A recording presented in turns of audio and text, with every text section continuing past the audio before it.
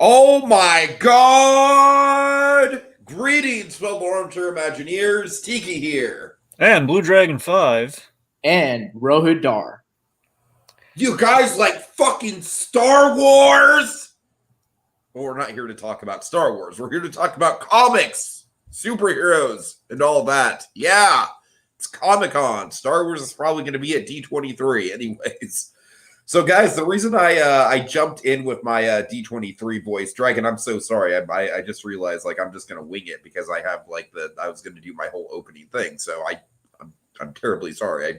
I literally asked you to come up with an intro for no reason. So thanks for all that. But yeah. All right. Anyways, the reason I came in with the Red Letter Media voice, guys, is because honestly, I don't want to sound negative, but just we are reaching a point where the comic book genre for me, not just the MCU, but just the whole genre of superheroes, just in general, there is some really great stuff out there. The Boys Season 3, I absolutely dug it, as Dragon knows.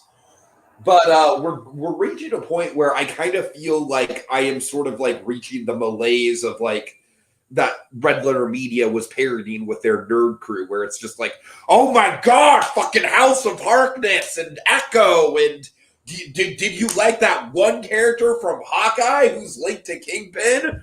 No, you didn't? Well, too bad. She's getting a show anyways. I don't know. It's just I'm a little bit apathetic about this whole thing. I feel like it is nice to know that there is a plan in place with the MCU, and Phase 4, we can pretty much just call it a fumble at this point, right? But that being said, I mean, it's the fact that there is a plan in place does not mean that I am confident in said plan. I'm willing to give Kang another shot. I'm pretty vocally I did not like his Captain Jack Sparrow shtick at the end of Loki. I don't know. I just didn't like how over the top the performance was. I know it's not the proper version of the character, but just the fact that Kang is going to be the new Thanos, and we're just kind of building up to an Infinity War style event again, but just with just kind of with the B team of the heroes. I don't know. I got to tell you guys, I'm a little cold on it. So for that reason, Rohit and Dragon are going to go over the news. And I'm just going to keep my my crabby millennial ass out of it. But what I will tell you guys is that this Comic-Con had some awesome trailers. So I will be here to talk about all of that. Let's see. Rohit, you're the guest here. What do you think of this year? This San Diego Comic-Con? Yeah. I will say that, man, in terms, just brief comments. DC was not exciting. It was a bit of a disappointment, and I hope maybe that DC can really bring the razzle dazzle at fandom if fandom happens sometime. Yeah, they do have their own Comic-Con technically, so maybe that's why let's not bring everything. Yeah, but I mean, technically, Marvel's in the same boat. Yeah, at that point, it's all right, I know some people say oh, DC shouldn't try to copy Marvel and all that, but I really feel that DC needs its own Kevin Feige, or just not even a carbon copy. But what makes, I think this is sort of if I could do a video essay. Just call Dini, give Dini a hat and put him on stage. Let it be Dini. I would prefer someone that has the similar path that Kevin Feige has, someone that's worked in the film and TV industry, rising up in the ranks, but also as a comic fan. I don't think it's impossible to find this kind of people in Warner Brothers. Kevin Smith? Question mark. Here's the thing. He'd never say yes to it, but I would love it. And he was offered the job years ago. He remembers that seriously. He was offered the position of a Kevin Feige for the. I could see it. I could honestly see it. Lorenzo de Bonaventura, if I'm saying his name right, he was the head of things. They had him over for dinner, and he basically offered him that job, and he turned it down. It's very fascinating. What would have happened if he had said yes? All right, go ahead, Rohit. Sorry. Yeah, I think what's unique about Kevin Feige as a producer, what's cool, one thing, it's crazy that he is one of the more popular people in the entertainment industry, and he's a producer. He's not like an actor, a writer, director. He's a producer that's like co-authored this ongoing like media narrative, like storytelling saga that has captured not only the eyes and hearts of like Americans in popular culture, but like global popular culture. Like I think 50 years from now, I think Feige could be on the level of like, at least in terms of entertainment, like Walt Disney, which because they're Disney, Marvel's kind of serendipitous in that way.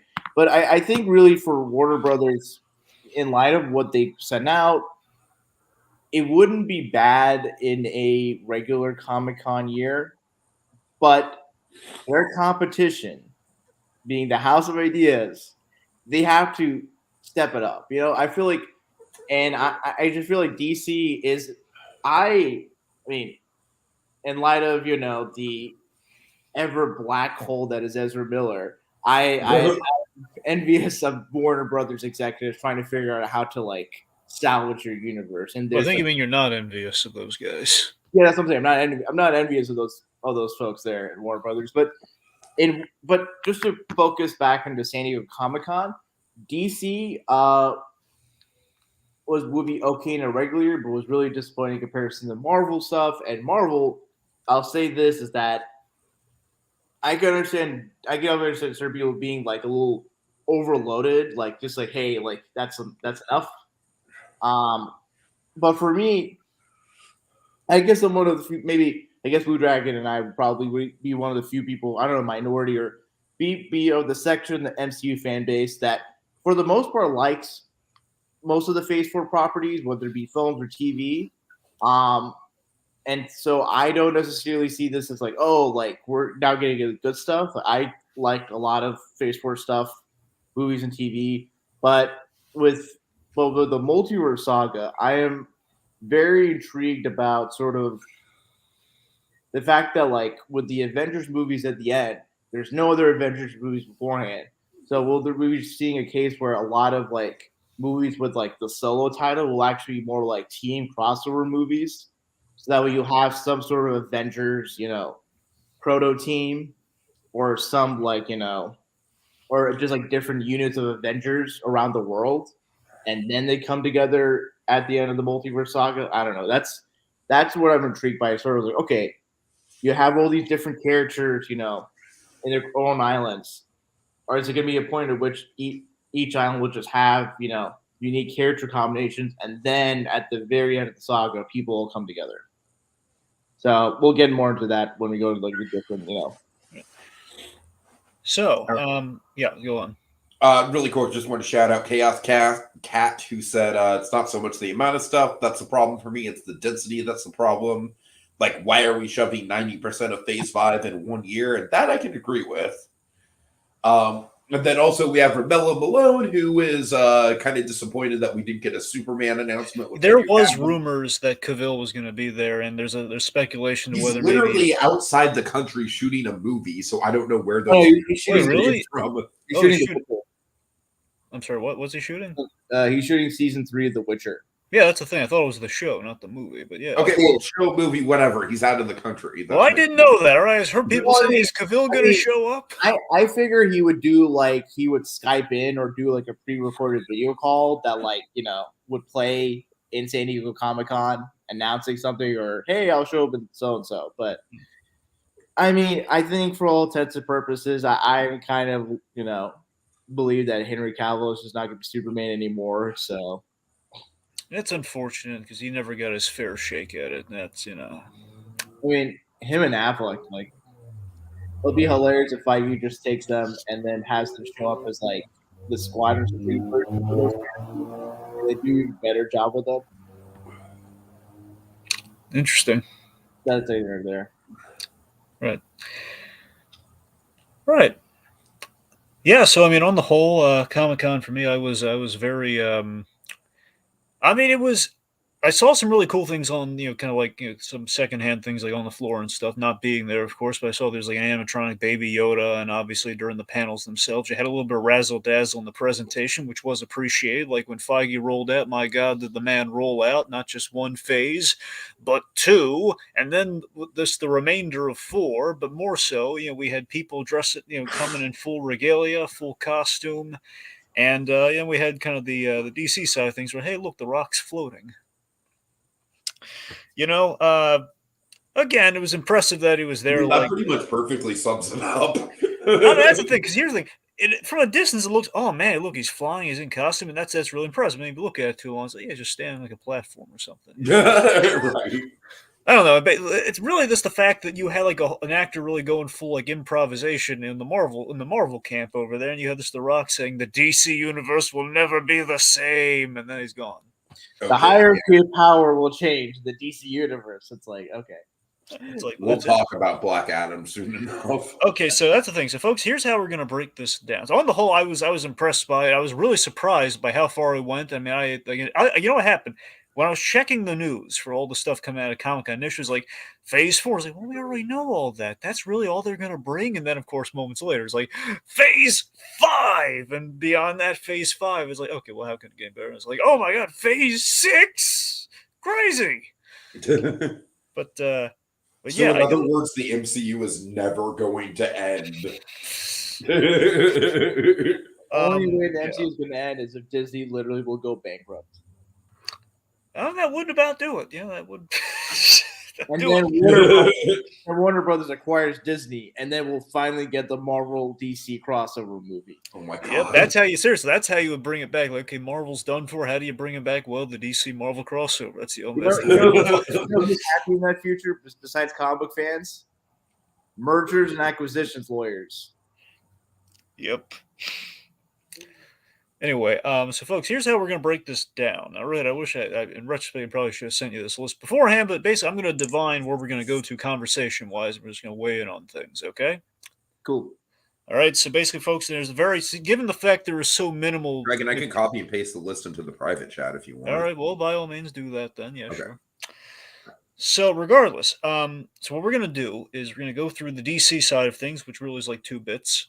And then, like you said, Dragon, it's literally just like, ooh, look, the Rock is floating. And his pal, and from the flip side, Shazam. So it's all Shazam related stuff, really. They all float, Billy. God, funny, given that guy's directing the other movie, the one they were so terrified just to show the Flash in that one trailer. Which like, yeah, they are so screwed right now with the Flash.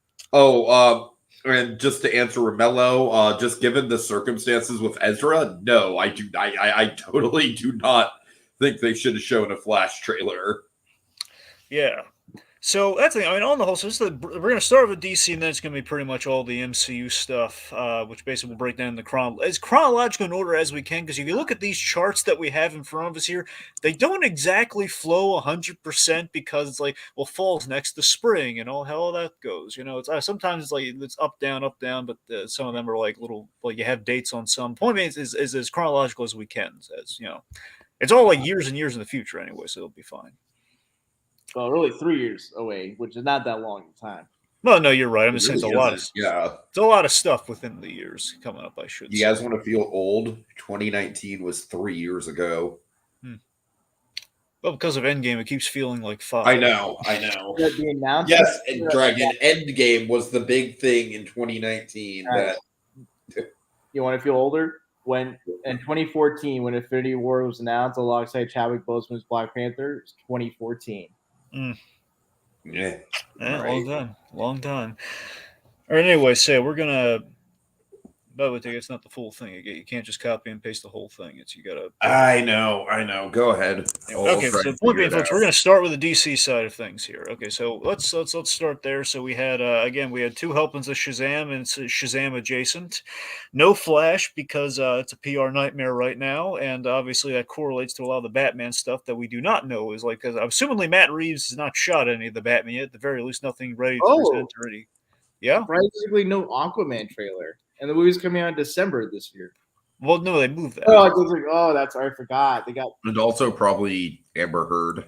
Well, yeah, it probably didn't help either. But honestly, Yeah. I wonder if that's why it got moved in the first place. Frankly, I'm guessing so. I am guessing that's probably a factor. it's more likely they moved it because they didn't want to compete with Avatar too. that's the thing. Avatar is probably the main reason. But then I'm sure, like, okay, if we had any hesitation, the Amber Heard thing, a little distance would not hurt that situation. All right, Dragon, there's not a lot I can do to not make this phase 5 a big block of text. I'm sorry. Well, that's why I said I wanted to go with it my way, because I figured the chat would probably bug it anyway. So, regardless, we're going to start with Shazam, Fury of the Gods, which we did get. Now, of course, it feels like Shazam really much is now the new backbone of the DC universe. That and Peacemaker, it really seems like kind of the light side of things. Shazam on the more adult side of things. Peacemaker. So it's a fun property for DC, again, kind of reestablishing kind of like the world and kind of where we're at right now with like what, again, we're kind of playing it loosey goosey, which right now seems to be the DC universe is kind of the biggest kind of strength they can play with right now, like between this and the Joker and all the kind of the stuff that's not really in continuity with anything, just kind of disparate kind of stuff that maybe loosely referencing other things from the DC extended universe. Yeah, this looks fun. I just worry that this movie is not going to have the freshness that the original had. I agree with you there, because I think the advantage that the original Shazam movie had is that it's very much like it's pretty much adapting that Jeff Johns book, but with a kind of a flavor that's not slavish to adapting that book. So it's like, okay, the origin story, and it's there, and then we went full tilt, like, okay, and they're all going to turn into Shazam, which essentially is where that story goes. Different versions of that family. Yeah, I mean, half the fun of the movie is like Billy and Freddie learning the powers of Shazam, and on top of that, you have the whole Christmas vibe sort of a deal. And in this movie, it's just like, okay, like they're just fighting mythological beings. There'll be family stuff, but there's not like a particular hook, at least from the trailer. I'll admit, now this was Helen Mirren, which it's like it's kind of, but like I've seen Helen Mirren play a villain before. It's nothing earth shattering. Yeah, we also got Lucy Liu, so we got Helen Mirren and Lucy Liu. But that's the thing. So I'll admit, when the first Shazam came out, I did. As much as I thought it like helped it did work for that story. It did dawn on me when it happened. Like, and the whole we kind of jumped to the whole family, being the whole Marvel fan. Well, not sorry, I keep going the Captain Marvel thing, which is what it used to be. The whole Shazam family. I hope the Fury of the Gods there's more stuff with the kids. I assume they would, with Shazam, the family, do their thing. But. No, it was good. It's funny. Shazam! Fury of the Gods has the Coogler same problem as Multiverse of Madness, where it drops a tease of the sequel villain from the first movie. Yes, yeah, we had Mr. Mind at the end of the first Shazam movie.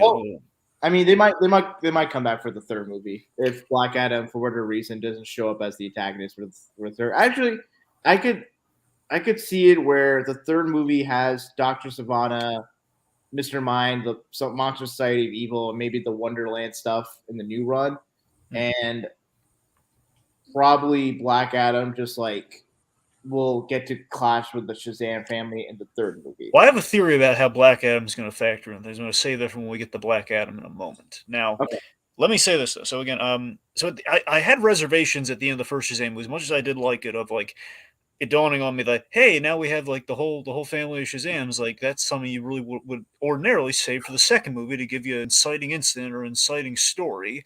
And that kind of like we're addressing that in the trailer. Like, hey, I got a whole family, the whole like family of superheroes now, and I don't know how to manage or team lead these guys.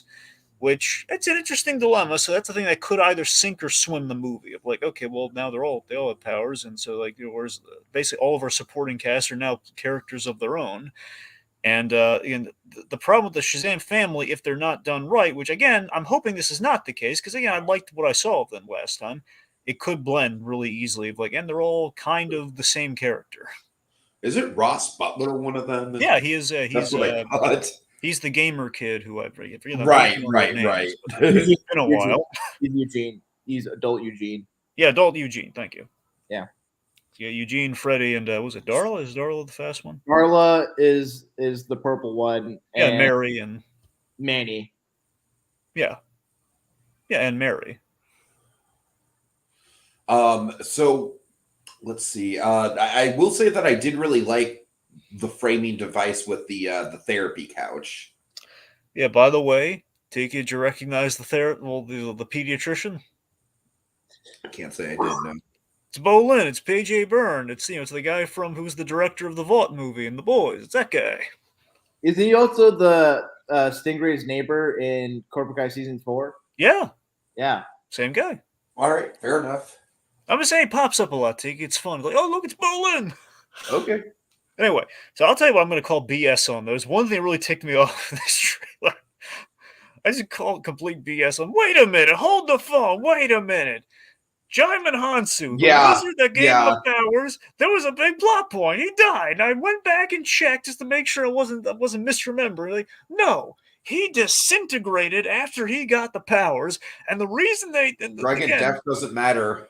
Death doesn't matter in comic books anymore. Didn't you get the memo? That's in the other universe. It's like in Star Wars and Marvel and everything else. Come on, death means something here. Yeah, I mean, it's weird that they just couldn't just have the first movie like have him be imprisoned by like Dr. Savannah, and then Billy like in defeating Savannah frees Shazam the wizard, and then the wizard leads the family in the second movie.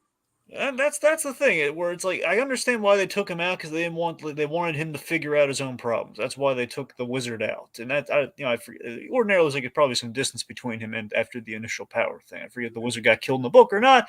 I can't remember. But that's the thing though. It's like well we just brought him back and well that's kind of a cheat. Also, one last thing, we'll move on. I really love that Fast and the Furious joke. It was really on brand. It felt really funny, and like the whole making fun of like the family gag and the Fast and the Furious, and like we called it, it's like being the code word.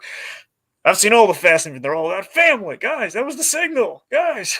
I love with how much comedy that we got with the adopted parents, like where Freddie and Billy tried to hide the identity from them. Mm-hmm. I just love to see more of that with like the entire like kids trying to hide the fact that they're superheroes from the parents. Well, at some point they got to catch on, right?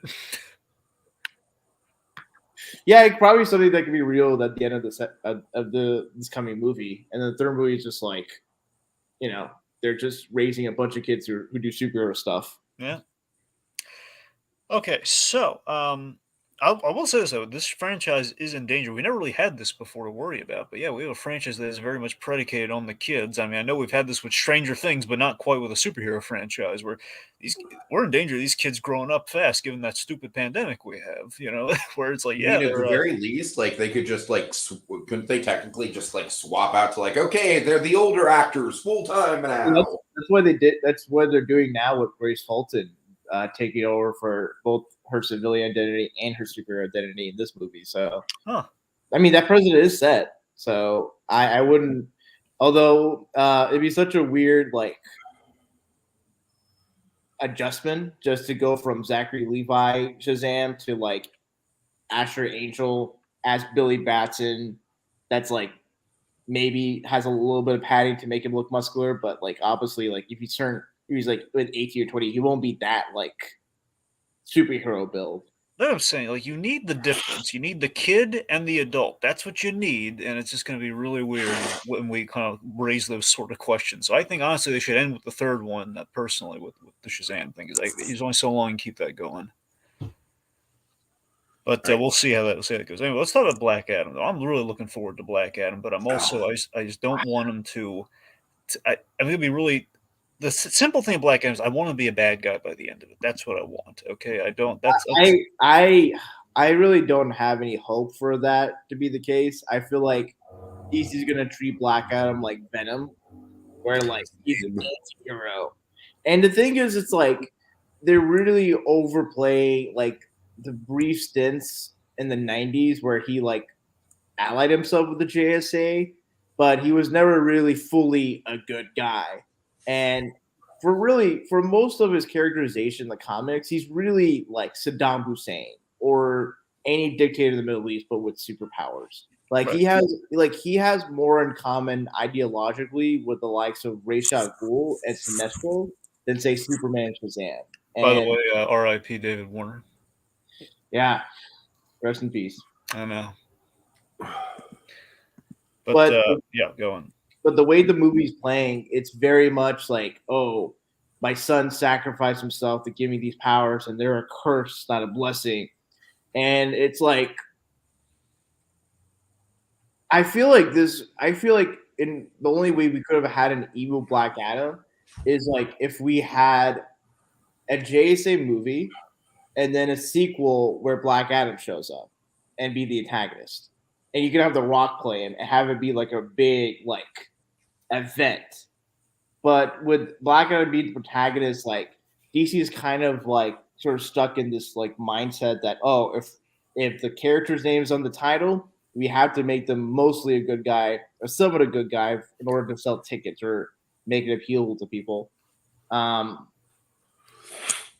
that's just where for any like movies that have villains, like outside of Joker, which is like its own separate thing, like you kind of just like kind of just defang these characters a little bit. But I'll say this: I like Pierce Brosnan. I like all the people that are cast as the JSA characters. Aldous Hodges Hawkman, that's awesome. The helmet's kind of weird. I feel a little off about the helmet for him. I don't know if it just doesn't sit well on his face or just like Hawkman's helmet is can be a little bit wonky depending on the design. But otherwise, like I really like Dr. Fate's design. It also looks cool in the trailer where like there's like multiple Dr. Fate, hanging on to Black Adam. So like there's gonna be a lot of like magical, fantasy going on this thing. But yeah, I'm ambivalent about it. So yeah, I mean, the thing with Black Adam for me, that reassured me in the footage that they showed is like, hey, okay, he's actually fighting the JSA, which I don't know, gives me maybe some hope in that. Yeah, it's going to be. He's working with the JSA. That ultimately will be presented with that choice of like, hey, you're going to save the world or like be its destroyer, and I think he's going to pick like, I'm going to be its destroyer. And that to me is kind of where I hope the film would end, and then perhaps he would show up in a Shazam sequel, and at the end of that movie we might see the change to anti-hero after he kind of mixes up with this kid, and maybe it kind of gives him a little bit of pause, and then it would get to like an anti-hero sort of thing. That's my idealist. That's the idealistic. I don't know how realistic it is, but that's my idealistic. I think likely Black Adam and JSA will team up to fight like a bigger villain that we just don't see the trailers as of yet. And and then maybe at the end, like Black Adam will like just kick the JSA out, and then we'll take over Kahndaq, and then you can have the second movie like him being an actual dictator. That would be interesting. Yeah. But yeah, I just feel that if The Rock wasn't playing Black Adam, he would be approached very differently than how he's approached here. And I get The Rock is trying to do the whole like, oh, he's the man in black, he kills people and all that stuff. I mean, regardless of the fact that like a lot of the heroes in this current DCEU kill people or kill henchmen or whatever, I just feel like it's like Black Adam's not Wolverine or the Punisher or Daredevil or anything or like that. Like he is a out-and-out villain that will temporarily align himself with heroes for his own strategic interests. Like he has like a semblance to like Doom in the sense of like they're like monarchs that are exactly. There's definitely a Doctor Doom capacity to Black Adam. Like Doctor Doom will ally himself with the Marvel heroes to like when big threats come about, but at the end of the day, he'll do it for his own interests. And I just don't think Black Adam's approach that way. And the way that Black Adam's being sold to me approach is like, okay, we're just doing like it's another anti-hero. Take a villain and make him an anti-hero. It'll be like we'll get that with El Muerto, Madam Web, maybe Craven the Hunter, definitely. So I don't want to say negative. Like I'll give the movie. I'm gonna go in with like positive expectations, and at the very least, I am very excited for the JC to show up there. And the fact that they're prominent and throughout all the footage and trailers, like, gives me good hope that they'll play a significant part of the movie, and they're not just like, glorified cameos. So, All right. Well, yeah, we'll see what happens. I mean, this has always been kind of like his Deadpool, his like the role that he's been going after for many years, and he feels passionate about. I'm just gonna hope he has like a great understanding of the character, and it's not just like I want to play this guy. Oh man, people still want me to play this guy. I guess I'll do it now. So we'll see how that goes. All right.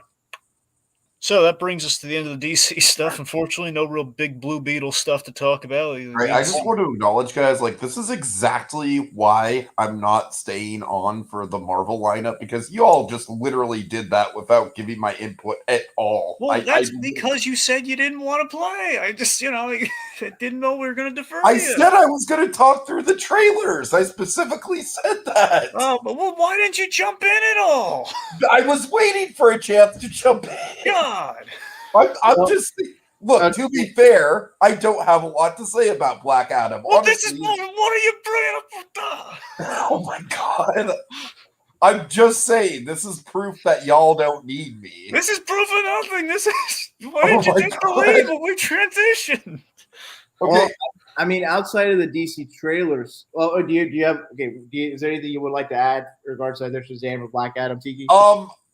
Honestly, the one thing I need to add with Black Adam is someone who has like no stake in the game at all in regards to the character. Like, I know next to nothing about him outside of like just the very, very basic pop culture osmosis that I've gained from, kind of like the discussion around this movie on, in the filmosphere. Sure. I honestly think this movie looks super generic. Like, just from an outside looking in perspective, I don't have a lot of interest in this one at all, honestly. I don't think they're selling it well to people like me who don't know a lot about it. Like, I don't know. To me, it just looks like a very basic, like, like evil Superman type of movie. I don't know. There's just not a lot there for me, personally. No. But well, I will say, outside the DC trailers, I mean, there was some cool DC stuff with the animated movies that are coming about. Well, didn't they just announce one thing, really? Did they announce more than just the War World thing? Yeah, there's Legion of Superheroes. There's Batman, the Doom that came to Gotham. Oh, they're doing the Doom that came to Gotham? Yes, and there's one other DC thing that I'm blanking at the top of my head. I did not know they were doing the Doom that came to Gotham. That's interesting. Wow. And the Legion of Superheroes one is set in the same universe as the Tomorrowverse. So. Oh, really? Yeah, that and War World. Yeah. Okay. Cool. Yeah, the War World thing seems to be the first time they're really going to be putting together like the because we've done Justice Society, which again, but this is going to be the first. Yeah. Ruby v Justice League. So that's the other DC anime movie. So what was that? Ruby versus Ruby Justice League, RWBY. It's like this like internet web series that's like really popular, and it's done like crossovers with like DC Comics and the comics, and now they're gonna do like an anime movie sort of deal. Okay. Yeah. We have Pokemon trainer John Kelling wants to battle. That's a killer name, John. He says the Long and Morbius crossover announcement was crazy. That can't be real. No, it's not, right? No. That stupid "it's Morbin time" thing, right? I can't be. I don't know if y'all heard this. So, Matt Smith, like, he was at Comic-Con for House of the Dragon, and then as someone asked him a question, like, "Oh, like, or someone said out to Matt Smith in the crowd, it's like it's Morbin time," and then Matt Smith's like, "What?" Like, Matt Smith is just like, "Oh my god!" Yeah, I'll tell you this, guys. I watched Morbius for the first time, like, just a few days ago with my friend, and watching that, and then watching Venom 2 Let There Be Carnage after that, it's very crazy for me to think that Venom 2 is like a good palate cleanser for Morbius. It is sad to say, but it is. It really is. Oh god. With Morbius, I think I'm just gonna stick to the Eddie Burback video where he goes to see it 5 times in a row. Morbius was not good. It was really not good. It's like a watered down version of Van Helsing.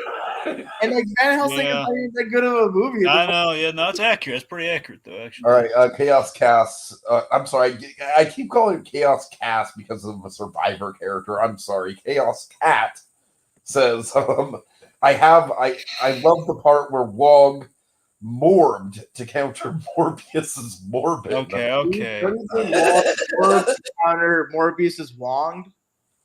Oh no! All right. All right. Let's just move on.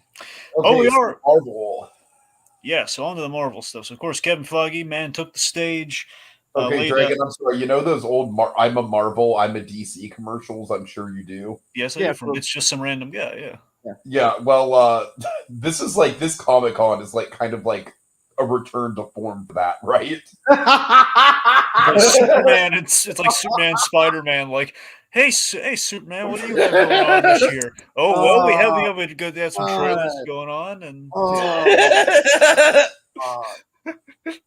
oh, that would have been so perfect. And then what about you, Spider-Man? Well, and then like hours later, just lay out and then Daredevil, that's going to be 18 episodes. We've never done an 18-episode show before. Then they'll say later, and then that's phase 9. Oh God! Spider-Man Super. So, what do you have in plans? And then Flash tries to pop up, and then Superman just like punches him out of the. Oh man! Hey guys, what'd I miss? Bam. All right. Okay, no, seriously. If they do another Lego movie, I seriously want them to throw shade at the Flash. So it's not his fault, though. I'm just saying. I'm saying I want to punch. They already threw shade at Green Lantern for less. I think what they. Well, oh yeah, you're right. Yeah, it's a fair point. Tiki, they threw Green Lantern had a terrible movie. The Flash had a terrible person for the actor. They threw shade at Hal Jordan specifically, not right. Yeah, so if the Flash isn't Barry Allen, then there's no shade to be thrown at him. That's fair. All right. So the Marvel side of things, Feige took the stage and he laid out literally like the flow charts that we need these days. He kind of laid out the entire flow chart for about 3 I mean, he came out with like a press release a couple weeks ago, like, "Don't worry, guys, we got a roadmap." He wasn't lying. Yeah, that's a Feige does have it all figured out, man. He had to reconfigure 4 a little bit, but it was all figured out. It's the roadmapist of the roadmap I've seen on Feige's roadmaps. Yeah. All right, so let's just to go over a few things that we did have at the con. Basically, I believe we saw everything from that's remaining with Phase 4, with the exception of Werewolf by Night and the Guardians Christmas special. But outside of that, I think most immediately next month we have. I believe I'm convinced because when I saw the dates pop up, it was something was off to me. I think they swapped. I think they pushed She-Hulk back and put I Am Groot in her place. No, She-Hulk was always August 17th. It was always the 17th and not the 10th. You're sure? Yes, in the first trailer, it was the 17th. Okay, you're right. Was always for Groot. When that poster came out, they had the date for August 10th. Cool. Okay. All fits. So we get the I Am Groot shorts, basically a series of shorts. I presume will all be released at the same time. Could be wrong, but who knows? Yeah, for I Am Groot, it's 10 shorts. It's 5 shorts, I thought. No, it's 10 shorts. It'll be split, where the first 5 shorts will come on August 10th. Okay. That's because the trailer did say 5 shorts. Yeah. All right, so that's how it's going to work. Okay. Yes, and then the second 5 shorts will likely come out probably sometime in September. Wow. Okay. Yeah. So sounds like a plan. Why are they doing it that way? It's like okay, let me just I don't get the Disney Plus, like, let's release like the shorts, like they're all pleasant enough. Like, I haven't watched Baymax yet, not for any stupid political reason. That show's fucking blowing up the politosphere, and I don't care about any of that shit. I just haven't gotten around to it yet. Well, actually, if I recall, Rohit, correct me if I'm wrong, does Marvel not have anything in September? That might be the reason why. Yeah, that's probably that. Yeah, they probably will just have outside just the remainder of She-Hulk, obviously. Okay, I mean, look, I'm just saying, like, these like the Disney Plus shows are starting to feel a little bit unsubstantial already with the 6 episodes. Granted, they're making steps to improve that. I acknowledge that, but I don't know, like stuff like Doug Days. It's like it's all like decent, but it's like what are these series accomplishing for Disney Plus? I don't. Doug Days was wonderful, though. Well, Doug Days was wonderful, though. Doug Days was wonderful because of Ed Asner. Yeah, I mean, no, it was really nice. I mean, I figure. I mean, Baby Groot is like just sells merchandise, and so Disney probably just They thought like, want all to right, get that sweet, sweet baby Yoda money. It's like, okay, Remember, Baby let's get Groot. the baby Groot come back to her. Yeah. I mean, and then also, I mean, I bet you dollars and donuts we're gonna get like a Baby Yoda or Grogu like Oh shorts. God, please no. I mean, All right, so yeah, as you guys can tell, I'm pretty cynical about this whole I Am Groot thing. I mean, it's like I'll give it a watch just because they're going to be so short, but I don't know. I'm not expecting much from it. I don't like the fact that we had kind of a fart joke. I don't know that I was mean, it's more like it's going to be a Groot playing God story. That's ultimately what it's going to be. It's like, oh, I can grow vegetation for these desperate aphid people. Yeah, I get that, but he had to fart out a leaf, Dragon. I know, Did we but it was need like the sound effect? Did it we was need like the sound effect? it was out of fear, though. Still, anyways. Anyway, so Marcel the Shell with shoes on didn't have to resort to fart jokes. anyway, so point being, cute stuff happened between Guardians of the Galaxy Volume 2 and Infinity War while he was still a baby Groot, and that's essentially what this show is. Moving on. is it actually canon? I assume it's not. I assume it's just like it's all because it's animated shorts. It's just like, all right, here's the character doing fun stuff, but it's not actually in the MCU continuity. I mean, I don't Rohit, know. James Gunn. everything is canon. I mean, here's the thing. We'll get in. There's one thing on this slate that has me very concerned because everything else can fit except this one thing, and it's kind of important. Is it freshman year? I was going to build to it, Tiki, but yes. That's the thing that everyone's worried about. Yeah. Yeah. So we'll. I have concerns. We'll get I to have that. an interesting take on how this show on how this show can actually be valuable to Marvel Studios moving forward. We'll get to it. We'll get to the show. So We'll get to it. But that's the thing. So I am I'm Groot though. I mean, I don't see any reason why it can't just kind of fit in between the cracks. Well, it was while he was a baby, which there was like a 5-year gap between like 2014 and then 28. Well, I guess 4 years in that case, and then then the whole 5-year jump happens. It's hard to keep track. The point being, before he became a teen. So, anyway, so moving on. So, She-Hulk. So again, we already kind of know She-Hulk. Not a whole lot to cover here, but we did get a trailer. And we did see a couple really neat things that did excite me. Of course, it's coming the 17th. It's going to be 9 episodes. I'm insanely sold on this show for a multitude of reasons. I like She-Hulk, and I'm really thrilled that Matt Murdock's going to be in the show. I gotta be honest with you guys. Like, the CGI, even though it's technically improved from the first trailer, it honestly kind of bothered me more.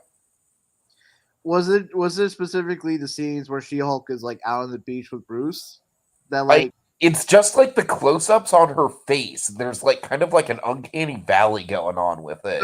I mean, I don't know if you all got into this, but I think I came to this kind of mind-blowing realizations that the thing is, like, for say male and female characters, when they're CGI, like, I feel female characters are more likely to be like get that uncanny valley thing because, like, for guys or for males, like, they have like facial hairs, pores, all that to like make them seem, especially for CGI characters, like that makes a lot of sense. Yeah.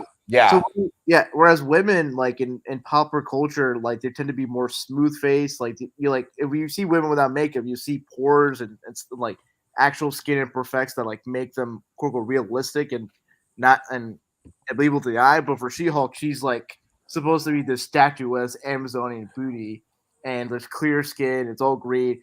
But one thing that I feel like could help is just like a weird like aesthetic choice that I think could actually work.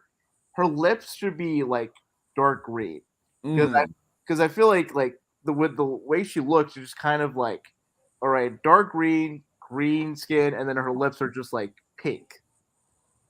I honestly don't see. Yeah, that is a good point. I don't see why they couldn't have done at least some of the shots practically.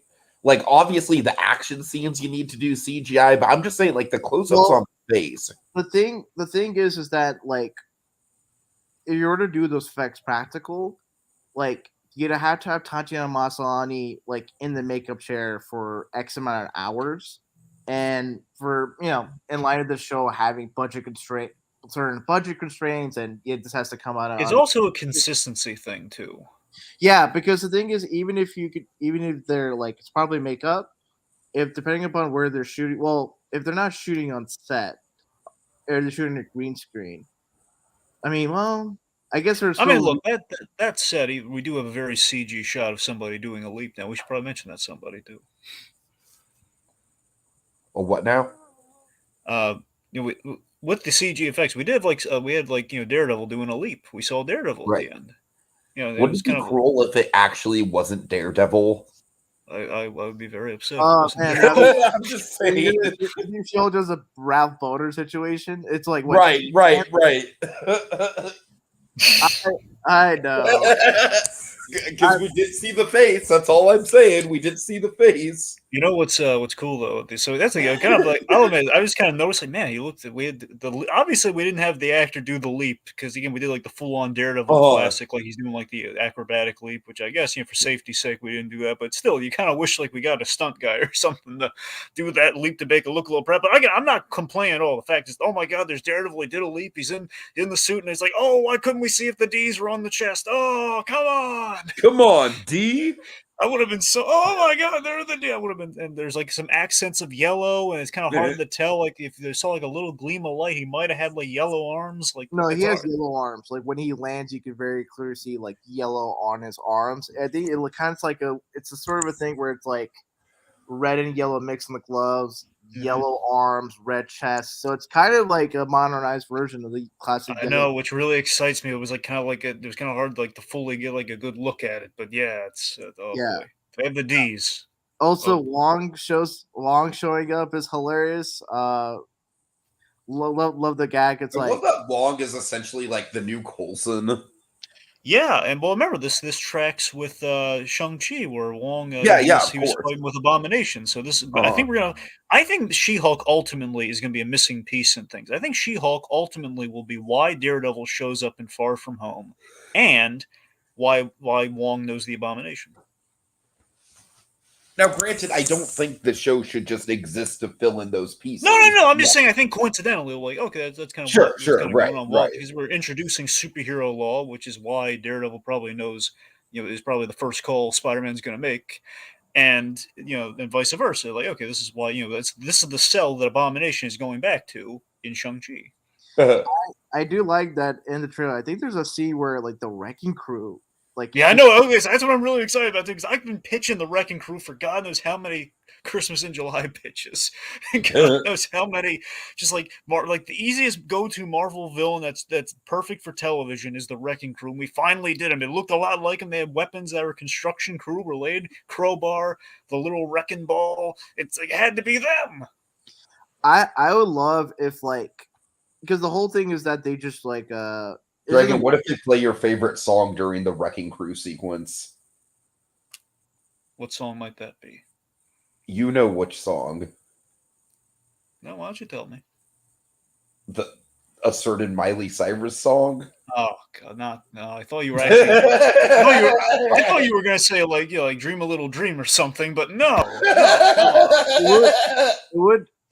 For the Wrecking Crew, it would be cool if the episode they show up in, because isn't it the thing the Wrecking Crew they break up buildings, they get money out of it or something like that, or they're paid to wreck construction buildings? I think it's like an insurance operation. Usually, either that or they're stealing stuff. One of those two. So it'd be cool if there's an insurance fraud case that Jen's handling, and maybe she's representing the company that's trying to fraud the insurance company. Yeah, the Wrecking Crew.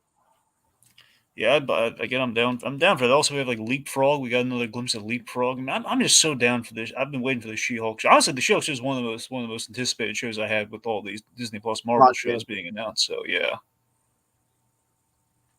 Romello asked, "Do you guys think that Banner will be regular Hulk again in this She-Hulk series?" You know what, Romello? I certainly hope so, because I gotta say, I think that Ruffalo Hulk is one of the big disappointing things to me about Phase 4 and onward of the MCU is that I am not a fan of this Professor Hulk shtick. I think it's kind of gone on for too long, and I think that it's just it gets away from the character, man. It's like the Hulk in his very essence is this rage machine. So it's like,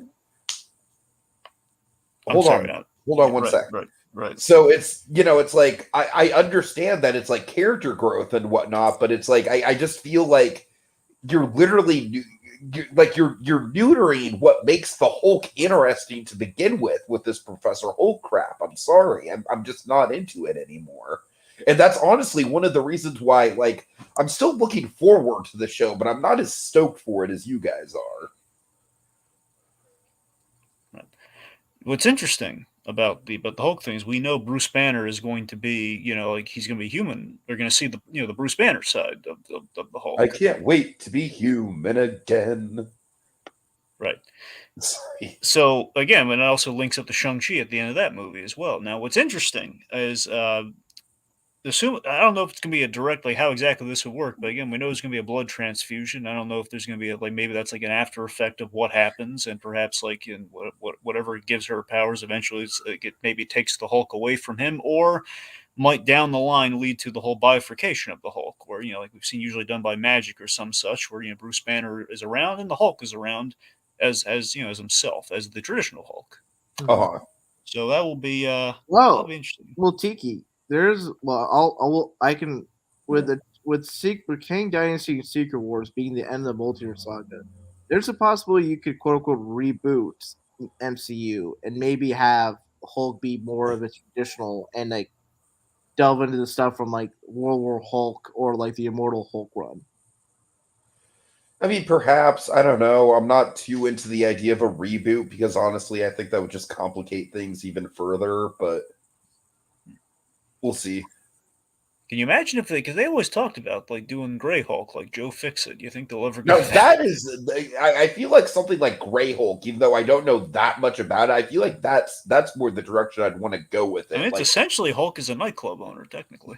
Like, I don't care if Hulk is like intelligent. I just don't like this whole like new wave hippie type stuff that we're doing with him now. Right.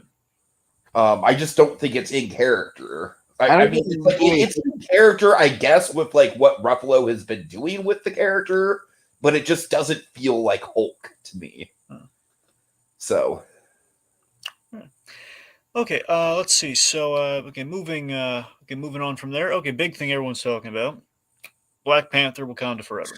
This trailer's fucking amazing, dude. So this is going to end out Phase 4. We know this now, and again, it was kind of essentially it was always. I believe it was. I forget how early we were supposed to get Black Panther 2 earlier in the thing, but we know Thor was always towards the end. I think now we just put Black Panther at the very end. Regardless, what this signifies for me, and I really like this with Phase 4. I wish we could maybe a little less bumps along the way getting here, but I think thematically, Phase 4 is about loss and transition with all the things that we've had in it. We've either been reeling from what happened in Endgame, we've been, again, kind of been transitioning our new heroes into the new status quo, but again, dealing with loss, and it's an appropriate way to end things out with the loss of, of T'Challa.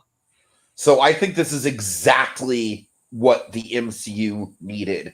The MCU, like I said, I'm excited for some of the stuff that was announced, but I don't think the MCU needed this big epic like rollout. Like, if anything, just be like, hey guys, we're building to Secret Wars. That's really all we needed, was some sort of final destination, if you will.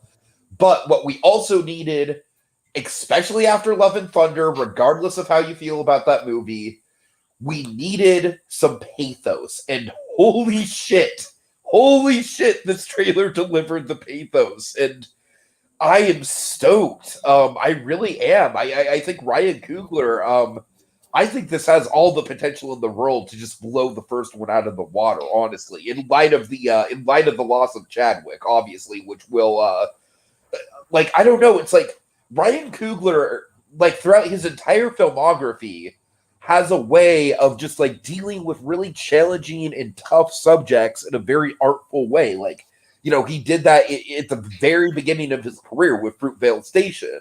Yeah. And Black Panther, like, some of the broader themes were about like some of the challenging racial tensions. And Kree with the whole father-son. Exactly. Yeah. So I feel like this movie is going to be like, it might be one of the most meta movies that we've seen yet in the MCU, as far as like, it is going to essentially be like the MCU take on the death of Chadwick Boseman, which is like, I don't know. It's kind of crazy. Like I don't want to be positive as far as like, oh, Chadwick's death gave us this really cool looking work of art. So I mean, believe me, folks, if we could undo things, we would absolutely want him back. Trust me.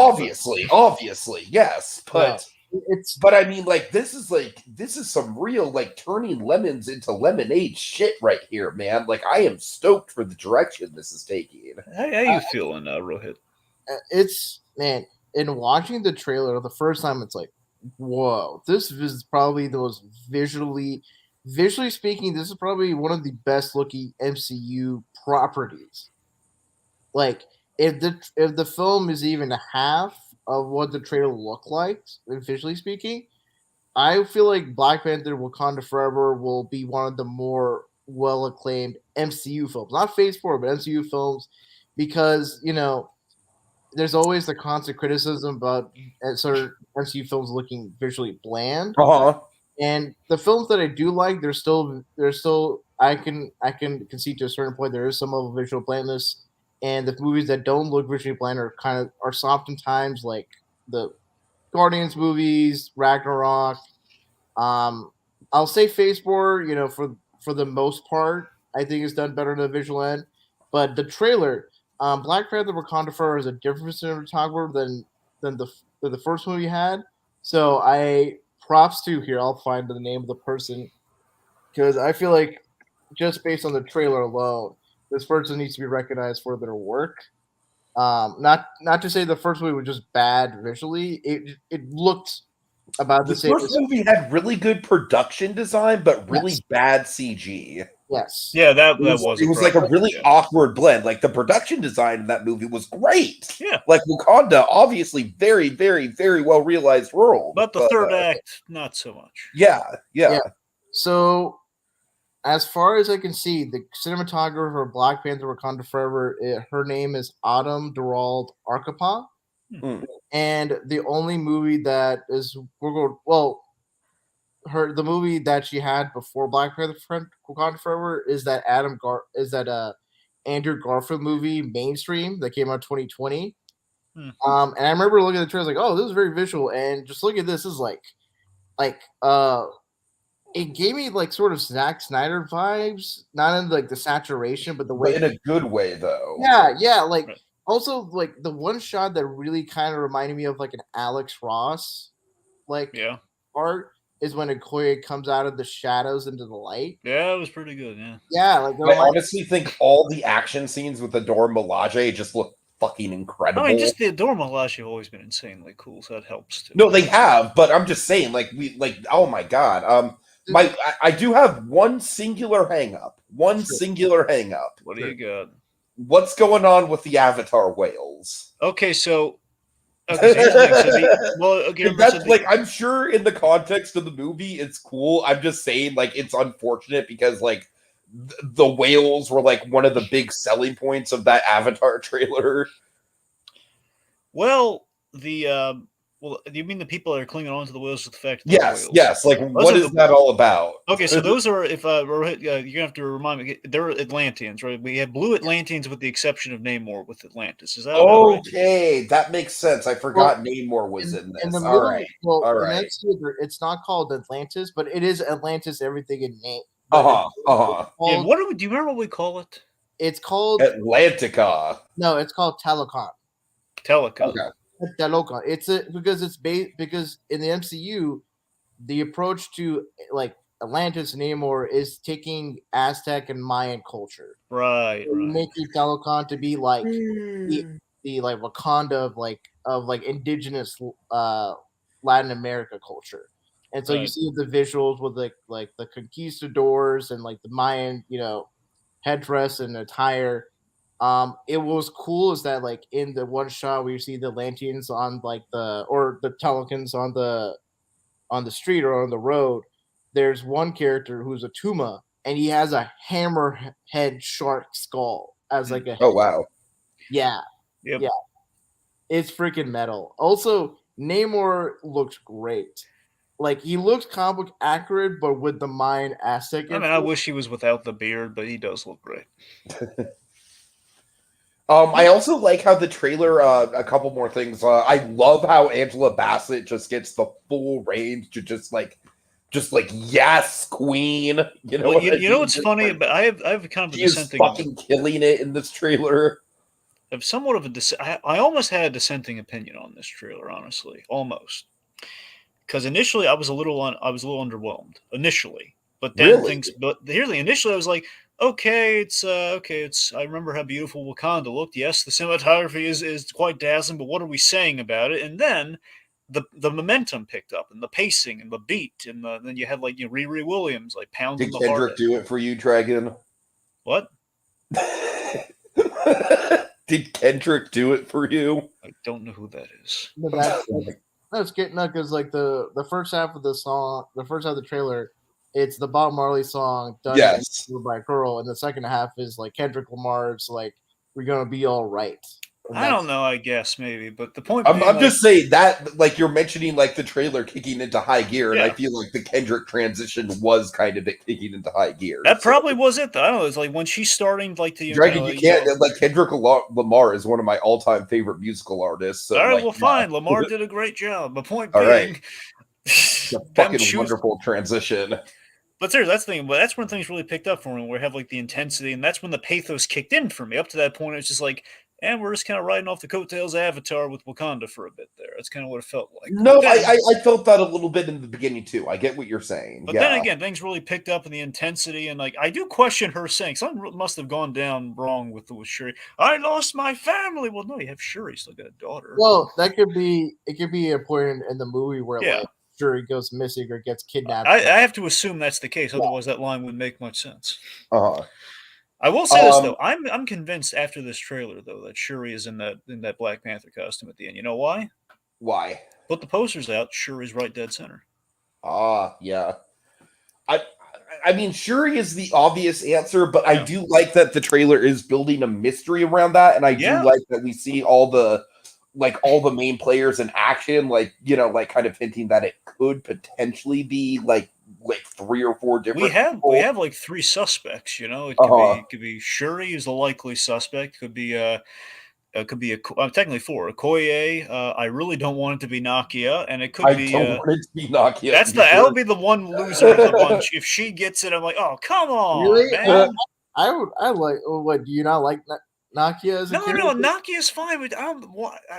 Here's the thing. I don't necessarily. I wouldn't. I know you could say the same thing possibly about Jane I would Foster. feel like Shuri, Ubaku, and Okoye are all like A tier, and Yeah. then Nakia is like B tier. You have 3. Basically, you have 3 things to say about that character with each one of those 3 picks. But then you get Nakia, who's like, all right, and she was the girlfriend who kind of ended up being a Dora Milaje for a bit. She was fine, but not much of an arc there. And then could be Bob show up elsewhere. She is the moral center in the movie, and it's her viewpoint that actually wins out, and like that's the viewpoint that T'Challa takes about at the end of the movie. And but that's besides the case. What I do like is like I'm just saying purely as far as like the magnetic energy to carry a franchise goes, like purely like screen presence. Lupita Nyong'o is like a very good actress, but I'm not dissing Lupita Nyong'o. I'm not dissing the character either. I'm just saying the character was, you know, like she was the moral support. You're right, but I'm just saying like you can't. I don't know, like the other 3 just have more of a striking kind of like. Anyways, I mean, it technically could be her, but yeah. Personally, I would love it to be M'Baku just because I'm all about M'Baku. I would love it if it were M'Baku, not because I don't like Shuri or anything. I honestly, I could absolutely go with her by points. M'Baku, though, he wanted to be Black Panther. That's why I'd love That's to what I'm see him. saying. Yeah, exactly. In the first movie, he wanted to be right. Yeah, go on. What you got, Rohith? I thought he wanted to be king. Well, by proxy, Black Panther, though. Well, I mean, like I figured because it's like he's so part of the Jabari tribe with like the whole like the ape stuff without going full into the man ape stuff. I figure he would rather just be king than because all his comments like leading up to the fight was like him just criticizing the direction the country was heading in. Yeah. But what's really interesting is like the whole ship that's out in the sea, and you see the Wakandans like being in that ship, potentially being like um kidnapped by like apparently U.S. soldiers or some soldiers from like the Anglosphere Yeah, nation. something shady's going on. We don't quite know who, but yeah. Yeah, Right. Yeah. Okay, So so yeah. now we're gonna go into a whole bunch of stuff that I don't have a lot of opinions on. Yeah, so So, we enter phase 5, which again was kind of the meat of the Comic Con, which is quite jam packed. mhm. can you guys just do me a favor and just make a little note in the private chat that I'll be watching for when things are about to wrap up? Okay. All right. Okay. All right. Have fun, guys. All right. Anywho, so yes, the place to start here, we're going to start off Phase 5 with Ant-Man and the Wasp: Quantumania. So this is coming February 17th, 2023. Yeah. It's it is interesting for the third Ant-Man movie to be the full debut of King the Conqueror because there's not an explicit connection with those two characters in the comics besides Ant-Man being on the Avengers. But at least what I saw of the leaked footage and just the trailer description footage, or just trailer descriptions of the footage at Comic Con, I am very intrigued. And I think really Kang is kind of the selling point for me. I guess is a hot take or just my personal opinion on the Ant-Man movies. They're not my favorite of the MCU movies. Are probably in the lower end of the MCU thing. I like Paul Rudd as Scott Lang. I like Hank. I like Michael Douglas as Hank Pym. Um, I don't mind the comedy that much. I just feel like they're on the fluffier side of things. But I think with Quantum Mania, with the fact that Peyton Reed has had some direct experience doing The Mandalorian and I think my understanding is that they're using the volume technology a lot in this movie because they're going to be the quantum realm a lot. So I'm hoping that Peyton Reed will utilize it to like that volume technology to like the best degree possible. Yeah, that is a new toy we have at our disposal. I Because did not think of. because it's been utilized in Thor: Love and Thunder, but the criticisms that people made in that movie is like you can tell where certain things are like CG in the sense that like they don't it doesn't fit seamlessly. It might fit better in a quantum realm where things are a little like heightened. Things aren't really supposed to fit. I don't know. I think it's the kind of the opposite problem. At least for I watched a video that broke down sort of the issues with Marvel VFX and how the volume technology has been utilized past and how it could potentially be utilized in the future. The thing is, the VFX was developed by ILM and cinematographer Greg Fraser, and he utilized the volume technology obviously for episodes of The Mandalorian, but also for the Batman. Yeah, And those are where those are mostly scenes that like we can see in the real world. yeah. With Thor: Love and Thunder being very fantastical, like it's kind of, and also Greg Fraser was the cinematographer for Love and Thunder, so maybe it's the case where like Taika Waititi didn't have like he did direct like one episode of The Mandalorian, but it's not like Peyton Reed where he's directed. I think hasn't Peyton Reed directed more than, or he's only directed one episode in the second season. Okay, Peyton Reed directed. He directed in the second season. He was not on the first. Yeah, but he directed more than one episode the second season, or was it just? Yeah, he directed 2 episodes, and he directed the second and the last episode of season 2 of Mando. Okay. So it could probably it's probably be a thing that hopefully like Payne Reed has a better grasp of the volume technology and be able to utilize in a way where like it can really feel like that's the thing. I'm just hoping that for Quantum Mania it doesn't have the complaints that people had of the CGI and VFX and Love and Thunder. And with it being in the quantum realm, you kind of want it to look very like visually, astonishing. And I am very interested. Here's sort of one thing that I can't imagine this movie could do, but I would love for this movie to do just to really make Phase 5 an event is to have Kang kill off Scott Lang. And that's Really? yeah, because here's the thing: like, if Kang killed Scott Lang, or even better, here's a crazy like theory or plot point that I know this movie wouldn't do. It wouldn't have like the guts to do it, but like have Kang trick Cassie into doing something where she thinks she kills Kang or some variant of Kang, but she kills like Scott Lang. And then Does Kang have the ability to do that sort of thing, though? well, I mean, like maybe like an illusion or just like trick. Maybe like Cassie will like he'll trick Cassie into pressing a button Hmm. or do something that will like kill Kang but will actually kill her dad or just Gotcha. really, like basically like have Kang kill off Ant-Man as sort of how Ant-Man was indirectly killed by Doctor Doom with like him manipulating the Scarlet Witch and Avengers disassembled. Yeah, right. And I think that would set the tone for the rest of Phase 5 because then it's like because they were building up to Kang as like the Thanos level threat. If Kang kills off Ant-Man, who's one of the more beloved characters, That's the thing. I always view the Ant-Man franchise as like the most likable franchise in the absolutely. MCU. So if you killed him, that would be like kicking the puppy or killing Bambi's mom in the Yeah, MCU. and then Kang is like a more hateable villain. Now Oh people yeah, I would despise Kang if he exactly, killed Ant-Man because and I love Ant-Man. yeah, and then you kick the audience further when the Kang beats the Avengers, the Kang Dynasty, and then he like rules the world or whatever, multiverse and Secret Wars or however it is that goes. But yeah, I feel like that would raise the stakes and can make people like, oh, like Phase 5 isn't just like, all right, this character jokes and all that. That's it. No, like there are stakes, and I feel like Paul Rudd, like I don't know where, because the thing is, after Ant-Man of the Wasp: Quantumania, it's like we literally would just wait another 2 years for Paul Rudd to show back up. I think, I think you kind of would have to thin out the like because there's so many characters. I feel like and Paul Rudd's not getting younger. I mean, he's Well, not. he doesn't age though, so it's not really an I issue mean, like it is with everyone well, like else. it's not in the face; it's in the body, right? And Well, yeah. yeah, so like, I mean, you have to be in relatively decent shape to do all those stunts. Yeah, but he isn't like in a suit where they could like put a stunt guy in there if they ever really needed to.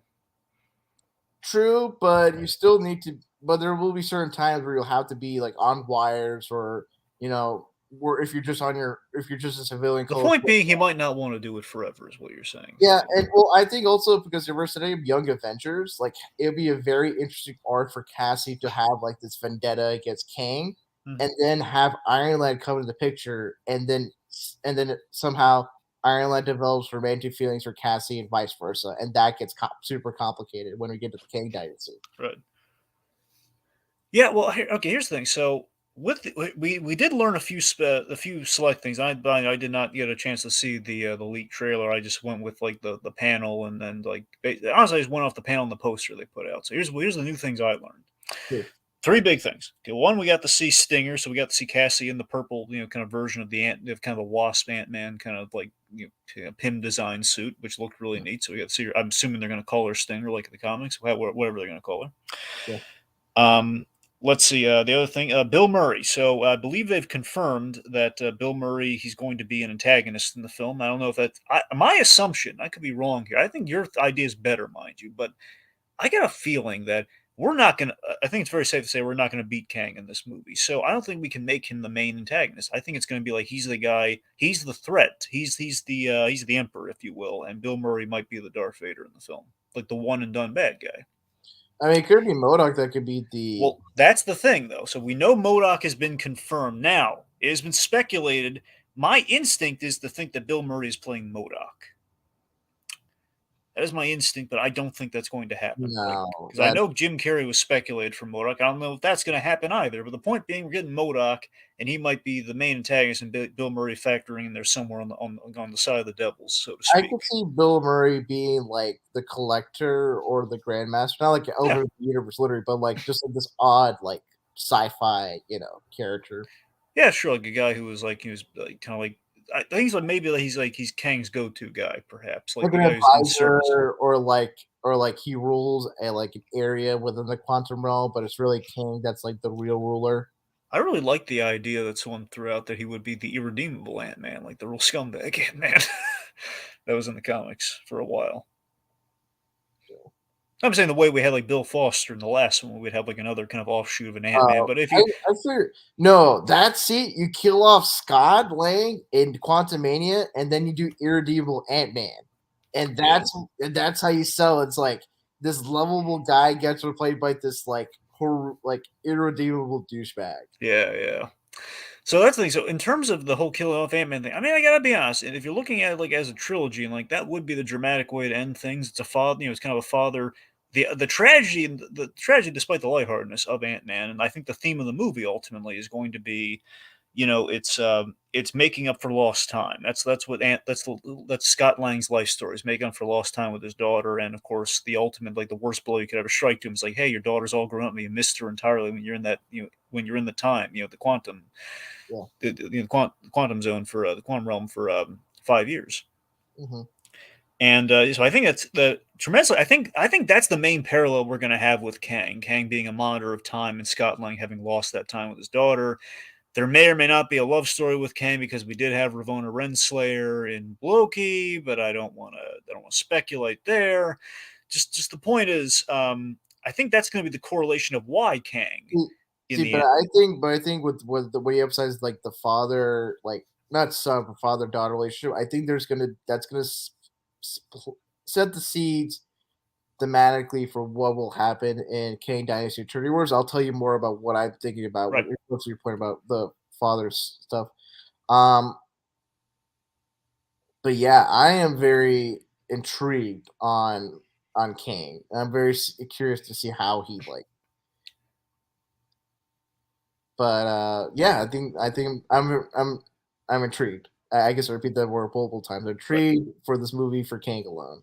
Yeah, I mean, but excited, like Paul Rudd, but Kang I feel like is going to be the main topic of discussion for this movie. Let me put it this way: I think the safe call is going to be they're going to kill off Michael Douglas, but because I mean, think about it. Like they've, mind you, this is going to be like a year later, and the event will be done. But I'm saying like right now they're putting Ant-Man on cruises and stuff. A part of me just doesn't see them killing that character off. But the way you've laid it out though does absolutely make sense for why they should kill him off. As much as it pains me to say I that, feel like that character. the thing is, if you kill him off, maybe like if there's like a Disney Plus show that's focused on Cassie or there's stuff with the Avengers, you can have sort of Hank Pym and Janet Van Dyne sort of like come to be like familial figures in Cassie's life to make up for the hole that Scott Lang left behind alongside Hope.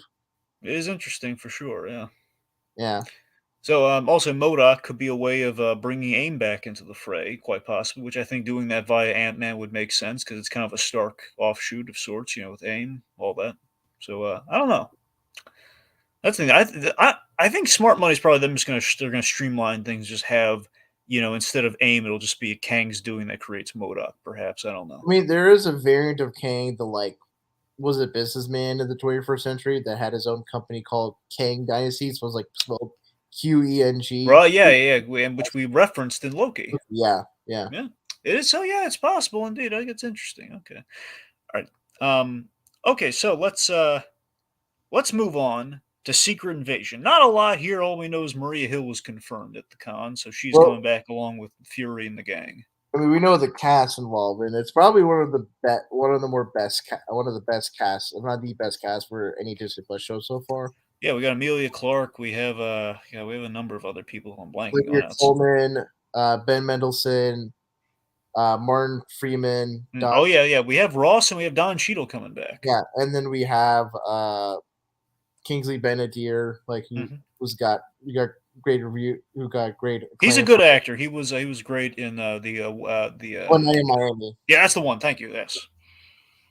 Yeah, and like the person that's the head writer for this show did several episodes for Mr. Robot. Oh, it's even better. Kyle Bradstreet is the head writer. Oh, so she worked on or what is it? He or she? Kyle. Yeah, Kyle. Sorry, it's Kyle. Yes, Kyle. He must have done a great job on. He wrote 9. He wrote 9 episodes and was the supervising producer and co-executive producer for Mr. Robot. Nice. So, honestly, well, now we have on the table that we haven't considered before, but we have the scrolls, so we're definitely maybe some Fantastic Four build up on the side, perhaps with kind of our scrolls. I just hope it like Kobe Smulders, I think was selling this show on like, oh, it's very much like Winter Soldier. Like yeah, that's what I was hoping for too. I mean, I feel like that makes more sense in light of it being a Disney Plus show and potentially being 6 episodes. I am very interested to see like Samuel L. Jackson to be acting in a TV show. I think that's like new for him. I don't think Yeah. Oh, he's okay. Here's the thing. You didn't. I don't think you saw this. He did this miniseries on Apple TV Plus called "The Last Days of Ptolemy Gray," based on a book, which is really good. So that's the only time Oh, he's really done. Like, I think I've seen ads for it on Apple TV. it Yeah. was really. I seriously, it was. He did an amazing job in that show. It was. Okay. It was. Yeah, he plays, I believe, like a 90-year-old man who. It's basically like it's like Flowers for Algernon, but he basically trying to see, kind of eventually trying to solve his nephew's murder. It's really good. Yeah. Yeah. Um. Anyway, the point being, but yes, he's had a little bit of TV experience recently, but while he was working on this, I'm sure that's the thing. Ultimately, my hope for this is that it's Nick Fury, in his own in kind of a more sci-fi version of Winter Soldier, as my hope. Yeah. No. Well, really, the selling point is like it's the Americans but with aliens. I mean, yeah, it's pretty much It's I never thought of it that way, but yeah, it is the Americans. Possibly, yeah. Yeah, that's the thing. And I do wonder if there's going to be a direct link up to the Marvels, given the Skrull and Nick Fury's connection with those characters and all this. So I wonder if maybe this is going to be kind of build to that a little bit. Yeah, I think it might build like to the political situation, or it might like establish like the political like status quo of the galaxy, and that's what drives like the antagonist actions in Secret Invasion, and then the morals will just be the climax of all that stuff. Okay. So That's speaking of the gal, yeah. that's what I'm speculating, but I don't know if I'm 100% sure. All right. So, okay, we don't really know much more beyond that. So let's transition. Speaking of Galaxy, to Guardians of the Galaxy Volume Mhm. 3. So yes, coming May 2023. Of course, we're getting the Christmas special this year, which maybe gives us kind of an idea of where we're heading towards Volume 3. Here's what we had announced. Here's what we learned. So one, we're definitely getting Cosmo the Space Dog, and it's going to be voiced by Maria Bakalova. Who plays Borat's daughter in Borat 2? Yep. We're definitely getting Adam Warlock. Not that that was not that that was like beyond beyond the question, but it's just the fact that like, hey, we're getting definitely paying off all the Adam Warlock stuff, which they Yeah. quailed everything. Will Poulter apparently dazzles in the movie, so we'll see how that This goes. is aside for Adam Warlock. Will Poulter looks super jacked. Yeah, Came out for like my god, man, I need that Marvel diet. I get that. I was Will Poulter. He amazed me in a show that he did recently. I don't know if you've seen it. It was Dope Sick. It was an excellent show on Hulu. I've seen ads for it. It's like Love it. like so I definitely will. God, there's too many TV shows. I'm currently finishing Severance, and my god, I haven't watched Severance, but I know that's the guy here. That's good, right? yeah, it's really good. Well, that's the thing. So I'll tell you the real. Michael Strollberg, Strollberg, right? Yeah, Strollberg, he plays essentially the bad guy in Dope Sick. He's playing a real guy, Richard Sackler, the guy in charge of all basically the guy who created the opioid crisis. Anyway, yeah. So he basically plays it like D'Onofrio's Kingpin, and it's amazing. Oh wow! I mean, he's like basically he's as compelling and faceted as D'Onofrio Kingpin. It's amazing.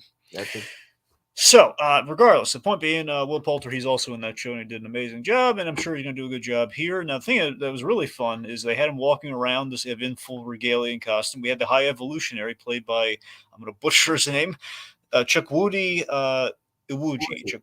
Yes. Chukwudi Iwuji. Yeah. He played Myrn in the Peacemaker show, and he's playing the High Evolutionary, who essentially, I don't know much about the High Evolutionary, but basically the way where he's kind of sold to us in front of the crowd and everything is that he's kind of like a more pleasant, kind of a cosmic version of Mr. Sinister from the X-Men. Yes, I think that's a deep. He's more. Imagine Dr. Moreau. Yeah, that's I think the more. Okay. Yeah. Okay, that's fair. The point is kind of a Dr. Moreau of the cosmos, sort of. Mad scientists, make humanoid animals. So that's the thing. I love that his whole. Actually, oh my god, something just occurred to me right now in this moment. So James Gunn has been hyping up, the Rocket Raccoon story, and Rocket's gonna have a big story here. I think the High Evolutionary created Rocket Raccoon. I mean, I feel like that's like been the running theory for a while, and just from what we got at Comic-Con, that's 100% confirmed. Yeah, I didn't put those together. I don't know why I didn't put that together until this moment. But yeah, that's a great idea. I like that. I like that a lot. So the idea, what really drew me, what really kind of caught my eye was that this character, he was from this audience, like he's talking down to them, but he's like he thinks he's doing a good thing. It's like, you all inspired me with how ugly and inferior you are, that you could be better. It's like something like that. Like I like this character has like that's a James Gunn slant I can get behind. Well, he's kind of like Dr. Brenner from Stranger Things. Yeah. For Dr. Moreau. Yeah, the mad scientist that like tinkers with nature just to have something deformed and ugly come out of it. Yeah. So let's see. Gamora. It sounds like, because again, we didn't see the trailer. Apparently, they didn't release it publicly because the effects aren't finished or some such stuff. Gamora seemingly still out there alive. Like she did not get Thanos snapped. Like she's around, and she, I think a lot of us probably factored on because there was a chance she got snapped with a bunch of them. But I think we were all hopeful. Okay, she's around. I'm gonna guess Peter Quill's been looking for her. No luck, and it's weighing on him. So we have that, and again, we have kind of our Rocket's this can be a kind of a big role for him in this film, and the last of this lineup of the Guardians. So this is gonna be the last of our intrepid crew for this film. It's gonna round things out. Who do you got money on dying in the movie? Who dying? Yeah, who do you think is gonna die in Guardians 3? Well, it's I think the safe bet's Rocket. I don't think it's going to be Rocket because he's a CGI character that makes so much money for. Honestly, I don't think anyone's going to die. But if I had to pick one, my instinct is Rocket. We already killed Groot, so it can't be him. I don't think Mantis has enough standing to really get killed off. Quill, I don't know. I guess technically his story is kind of done, so it could be Quill, but I don't know. I imagine Drax could be the most likeliest candidate. Here's the thing: if I have no true compunction against this, but it's the fact that because Drax took the direction that he did, I don't think we have any drama from killing him off that we would have had. Because I know we kind of did the dramatic death of Drax in Infinity War when it's just like the Quill. It's like that bummed me up, but that's as much drama as you're gonna get from me after the whole you got justice for his daughter. So then, wouldn't Nebula be the most likely candidate by that logic? Yeah, Nebula. That's the thing. By that logic, yeah, Nebula probably would be on the chopping block. Yeah. Yeah. Well, because the thing is that I feel like you have to kind of, because if you kill off Nebula, I feel like that would be a way for Gamora to come back to the Guardians to fill that space. Right. But I feel like Star-Lord, I think the movie might end with him coming back to Earth. That would make sense, and there's a string of comics where he is back on Earth. Because the thing, so do you remember? I don't know if you remember this or knows of this, because there was the ending. I think the original ending scene for the first Guardians was that we were going to see Peter's grandfather on a porch in Missouri looking up to the stars, and James Gunn didn't want to do that ending because it'd be a bummer note to end on.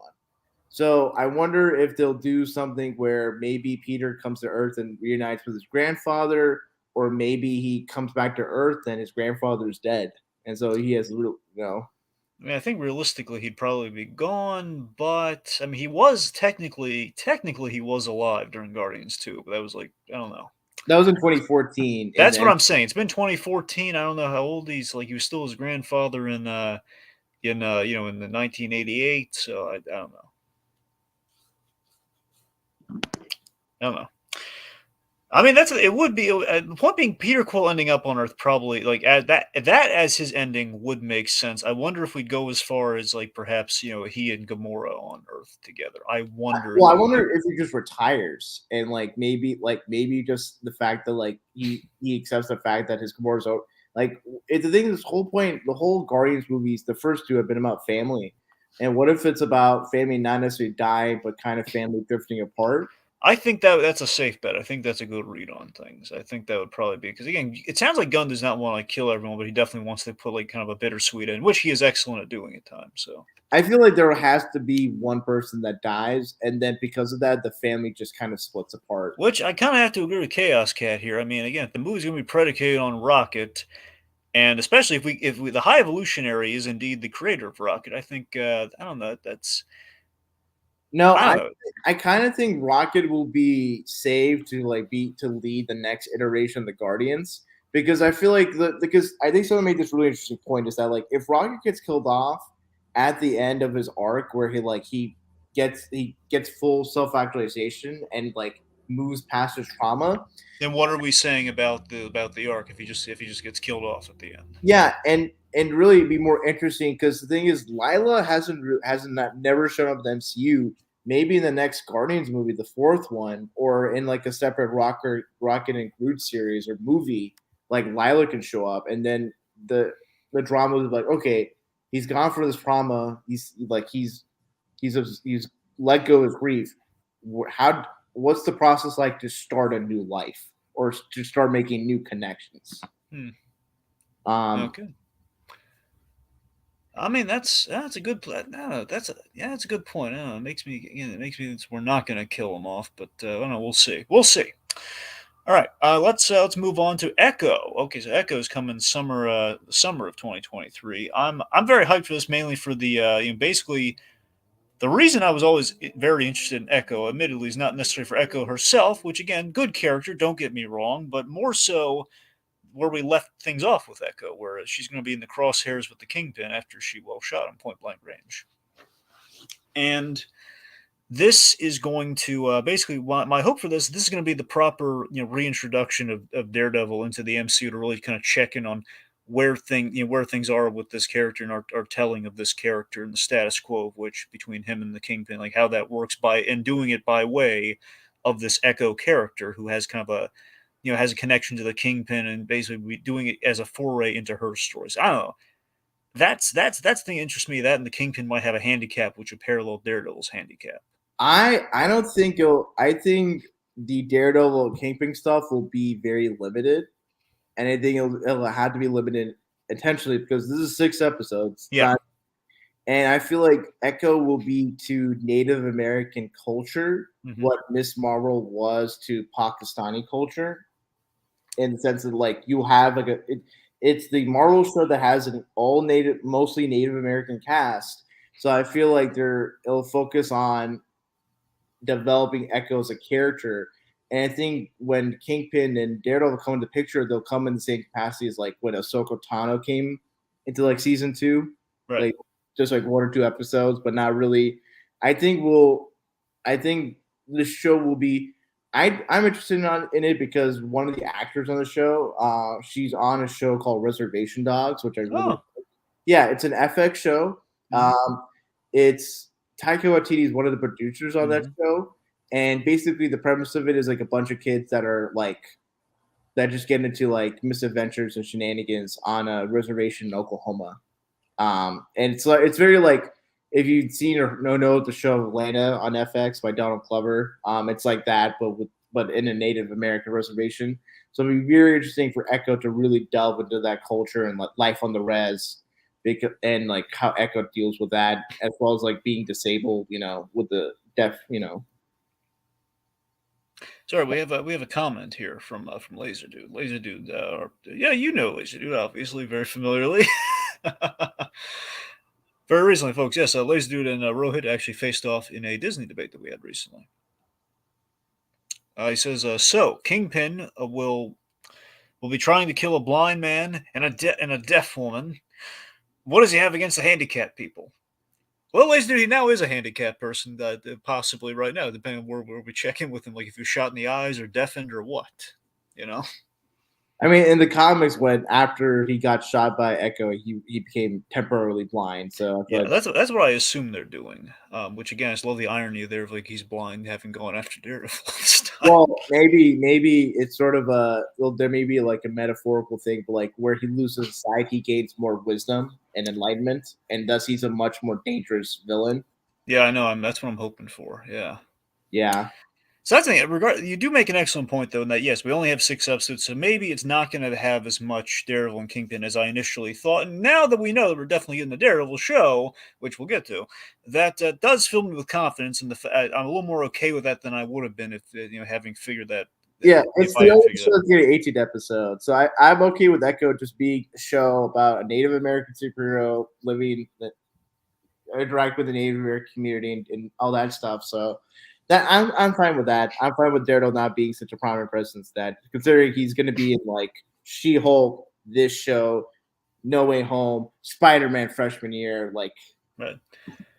So I guess ultimately I'm just going to hope that Echo has enough kind of, well, this is going to be I don't mean this as a pun, folks. I hope she has enough legs to stand on, so to speak. In that, I just hope that we're going to be able, like, there was an intrigue with this character, but we kind of sanded away a lot of like the really interesting connections that she had that would have been we already kind of had a really good foray into her backstory in Hawkeye. But again, there was still like a lot left on the table. Like, who is this character? And I think for a few episodes, at least half that runtime, we'll be spending time establishing, like, okay, what does she do next? Who is she as a character? And it's just going to be a question of, like, I imagine it's going to be maybe a half and half split, perhaps. Half of that, then half of maybe the main story of like the aftermath with the Kingpin, like maybe sending people after. I don't know. Well, I guess we'll find out. Mm-hmm. Okay, let's see. Moving on, the Marvels. Not a lot here because pretty much Miss Marvel kind of rounded things out here. So it's coming July 28th of 2023. I predict at the end of Act 1, she'll be swapping places with Carol Danvers. That's what I think's going to happen. I think the Marvels will be like The Last Jedi to The Force Awakens, where it'll follow directly from that post-credit scene. Yeah. So that, like, where like the opening scene is like Miss Captain Marvel going up to meet up to interact with like Kamala's family, and then straight from there she'll have to like get in touch with Monica or whoever to like find Kamala, and then we rescue Kamala at the end of Act 1. I mean, look, that's right. I love that idea, but here's the thing. I think your idea is possible because initially the Disney Plus, they changed their perspective on things when they announced what Disney Plus was. Originally, Disney Plus was going to be, okay, all these shows, they're supplementals, and you don't need them for the work to understand everything. But if you had them, it would enrich the experience. But then we had a Multiverse of Madness in which you really needed WandaVision to understand what was going on there. So with that said, I think your idea now has much more credence than I considered before. Like, yeah, I mean, we're in that place now where we could just start in the middle there, and I don't know if people just like, well, watch Miss Marvel. Marvels is in the name, and it's like the logo and everything. I don't know. Well, because the thing is, it's like how much, because it'll be kind of uncomfortable to consider how long Kamala is going to be like in space or the negative zone. Because if much time passes, like it makes Captain Marvel not look that great of a hero. Well, that's why, again, I was thinking like the movie starts as Captain Marvel's movie, given the namesake for like the first act. Perhaps Monica is in the fray or not, and then basically at the end of Act 1, she's teleported into this new setting, and that's our introduction to Miss Marvel. What's going on there? We're kind of switching back and forth between them. Yeah, but then that will be just like, I feel like that would just be too much padding to like. I feel like when at least how I see it, I feel like you kind of want to start the movie's momentum from the go, and then you have the initial dramatic moment of like Captain Marvel realizing like this little girl, her biggest fan is like out into space. Now, when you frame it like that, yeah, that is a really good imperative for what she would do. Yeah, and then you have the initial comedy with her interacting with like Kamala's family. So yeah, the mother who just had no idea. The family really, they know like her daughter likes this here. They have no idea about her really. So that'd be fun. Yeah. And then from there you go into like Captain Marvel interacting with Monica. And then you have a bit of tension there, but ultimately Monica's gonna be convinced, like, hey, there's this kid who's my biggest fan. Let's help her out. Mm-hmm. Then, like, you'll cut to like where she's at. Maybe she's like captured by the bad guys, or somewhere where like there's like cosmic forces swirling, and then you have the villain show up, and maybe then the bangle or something where Kamala is like the MacGuffin. So right. Yeah, that's a good point. Yeah. All right, let's see. So, I imagine a lot of people are going to be seeing this movie. I think a lot of people are going to be watching the Marvels. Maybe not entirely for the right reasons. I think there's going to be a sect of people are going to be so because, well, they mentioned mutants once. We got to go see it if we want. I think for the Ride or Die X-Men fans, they're going to see it because of the mutant component we revealed at the end of the Marvel at the end of Miss Marvel. Mm-hmm. So, Loki Season 2, summer 2023. I gotta be honest, I'm not expecting a lot of Kang in this compared to where I once was, given the fact that we're doubling down. Yeah, Kang's going to be kind of threaded throughout a lot of this. I think ultimately what Loki Season 2 is going to be is it's going to be basically it's going to be the addressment along with Ant-Man over, okay, this is the threat that was foretold at the end of Loki. And basically what we're going to be doing with Kang throughout phase 5 is basically he's basically undoing the kind of the tapestry of the established timeline. I think ultimately it's going to be, well, I know Sylvie really did that, but my point is I think it's going to be, we're seeing the multiversal, like, kind of seeds, like, kind of like blooming right now. Like, I think it's going to be that Kang messing with things, preparing for his conquering, as it were, on a massive I scale. can see it where like each MCU project that had like Loki season 1 had He Who Remains, who's the Kang variant, and the Wasp Quantumania is going to be Kang the Conqueror himself. It'd be cool if Loki season 2 has like another variant of Kang, like Well, there are a bunch of Kangs, so it is possible. Yeah, so like no, but like have one of those variants be like the main antagonist for season 2, or like an antagonist, or maybe, or with considering Ramona Rents, no, because Feige said all the cast will come back, and that includes Guga Mbatha Raw as Ramona Renslayer. Maybe she'll be the antagonist for season 2, the main one, and like we'll get more towards like being like a lover or an associate of Kang. Well, we know she's important to him, so we gotta see where that. That might be season 2. Might be her being the main antagonist and building her up in her relationship with Kang. That makes sense, and that would be how we get to know the personal side of Kang. So when we finally see him, we'll have a little bit more of the picture clarified, right? Yeah. All right. So also, let's face it, the most important thing with Loki season 2 that we have to get, Mobius has to get that jet ski. I feel like if Loki gets a season 3, I feel like that will be one of the last shots of that. And season 3 is the last season of Loki. That'll be one of the last shots. It'll be devastating if he never gets that jet ski. Or it'll be even more devastating if like Loki is the one that has to ride the jet ski away, and like Mobius makes a final sacrifice or something like that. That'd be heartbreaking. Good God. Yep. So I mean, ultimately, yeah, I think think about this: was the multiversal component of everything we're building to here. So it's Spider-Man, Loki, Doctor Strange, and What If. That essentially explains what the multiverse is, and then we move on to the next phase where I think the lines are blurring and everything in which things are coming undone, preparing for the basically everything is foretold in the multiversal chaos. Yeah, and then ultimately the conflict, the war. So Okay, speaking of What If Season 2, which we're getting 9 episodes of in 2023. Here's all we know about it so far. If I'm missing anything, by all means, inform me. Okay, so to my elatement, we're getting the Winter Soldier follow-up with Agent Carter, which has me excited. One, because I love Winter Soldier, and also Agent Carter. But in this case, obviously with Captain Carter more accurately. So. Yeah. So that's exciting. Of course, Steve Rogers as a Hydra Stomper essentially is the Winter Soldier in question here, I imagine without the metal arm, but who knows? They've announced Elizabeth Olsen is doing a voice, so that means we're gonna have some Scarlet Witch related stuff, maybe in conjunction with WandaVision, I'd imagine. Let's see, Shang-Chi's gonna have an episode. And let's see. So also, we do have the holdover from last season. I assume we're going to get as well with the 9 episodes, the Gamora episode. Yeah, Gamora. Is the episode like the Odin versus the Northern episode, or is Shang-Chi going to be in a different episode? No, because there's mention about there being a fight between Odin versus the Mandarin. So I assume that's the Shang-Chi episode you're talking about? Yeah, it's got to be the Shang-Chi episode. Yeah. Yeah. That's what I imagine. Yeah. Did you see a leaked picture of the What If Season 2 trailer or What If footage? So there's one image I saw. I didn't know if it was real or not. You had all 3 Spider-Men, didn't you? Is that the one you were talking about? No. I'm talking about. So What If Season 2 is recreating the Avengers 360 shot, but with Captain Carter in the Captain America position, and instead of Black Widow, it's the Wasp.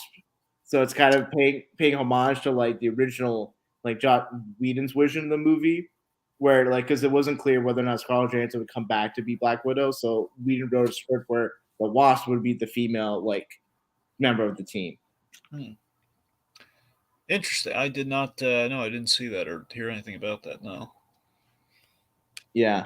Also, Marvel 1602 is going to be an episode of What If. Oh, really? Yeah. So I did not know that. Wow. I bet that like each season there will be one episode that will lead to like a spinoff for like because Well, remember the first season. Initially, there were multiple. We don't know how well we don't know how official this is. There were like originally, T'Challa Star-Lord was going to get a show, but then obviously, well, we lost Chadwick Boseman, and there's talk, and I hope this is still happening. There's talk of like a Captain Carter show, which I really do hope happens. So I don't know if that's maybe in the works or not. If they want Steve Rogers to be in play, then it would have to be animated. Otherwise, they would do in live action like they said they wanted to.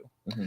But they've already brought her into live action, so I don't know if that's like as far as they're going to go with that or not. She'll probably be in the the war thing we're going to get to, but yeah. Well, I mean, we already have the spinoff with Marvel Zombies, which is a direct continuation. So I would figure that Marvel 1602 episode will likely lead to like a Marvel 1602 show being like officially greenlit and come out, say, 2025 or 2026. Well, remember, and we'll get to this, Phase 6, there are a lot of empty spots, and it does feel like to me that we are what if is testing the waters for a lot of spin-offs and a lot of like new directions, especially with the multiversal component in play. So it definitely feels like and we could and considering Captain Carter showed up in Multiverse of Madness, even though it's a variant of Captain Carter, and Sinister Strange, who's like a variant or a variation of like Strange Supreme from I am very curious for what ideas in season 2 will have like a variation or spin of it in like a future MCU movie. And remember, we do have Killmonger as like Infinity Ultron in the armor and everything. So that's Well, I mean, we have like him duking it out with Infinity Ultron, like in a little bubble somewhere. Well, I'm thinking just like anything specific to what comes in season 2, like there'll be like a variation of it played out in the movie. Well, no, I just meant in general, like if they want to do like in a multi, like for I don't know, for Secret Wars, for example, if they wanted to, like they could, like the bubble could come undone or something if they wanted. I don't know. Like I'm saying we have like a lot. What if builds up builds up potentially our entire cast for Secret Wars possibly? Yeah. So it is an interesting thought to think of. Mm-hmm. Okay, so Marvel Zombies, since you mentioned it, yes, going to get a spin-off of that. Long story short, we have, it sounds like, I'm surprised, because initially they said something different. Initially they said, like, no, it was not going to be a continuation of where they left off, but no, they decided to go full tilt with it. So we have a band of survivors. We have, Kamala, Elena, Kate Bishop, Red Guardian, Shang-Chi, Jimmy Woo, and we have like some biker scrolls, like stuff like that. We have Katie and did you mention Death Dealer already? Oh, it's Death Dealer. We have Death Dealer as well. Yeah. What's cool, if you looked at, have you seen the photos of the lineup? I've seen the photos. Did you notice that Shang-Chi has like a zombie arm? And I did not notice that. No, his left arm is zombified, and he has 5 rings on his arm. And it's like they're containing the infection. That's amazing. I didn't notice that. Yeah. And it's interesting, Kamala has like her bracelet. Yeah. Yeah. And it's interesting that the entire lineup is all Phase 4 characters. I wonder that's the thing, yeah.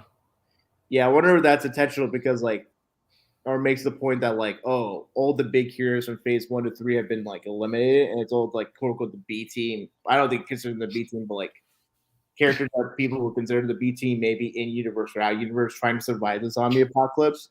And considering who are the zombies in this show, like my God, that's like a very tilted playing field. I think it's twofold. I think mainly it's all Phase 4. It's the majority of them, with the exception of like Jimmy Woo, they're all Phase 4 characters. All of that.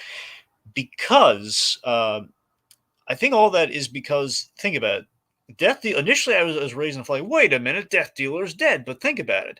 When the zombie outbreak happened, that was during Ant-Man and the Wasp. Now, 2018.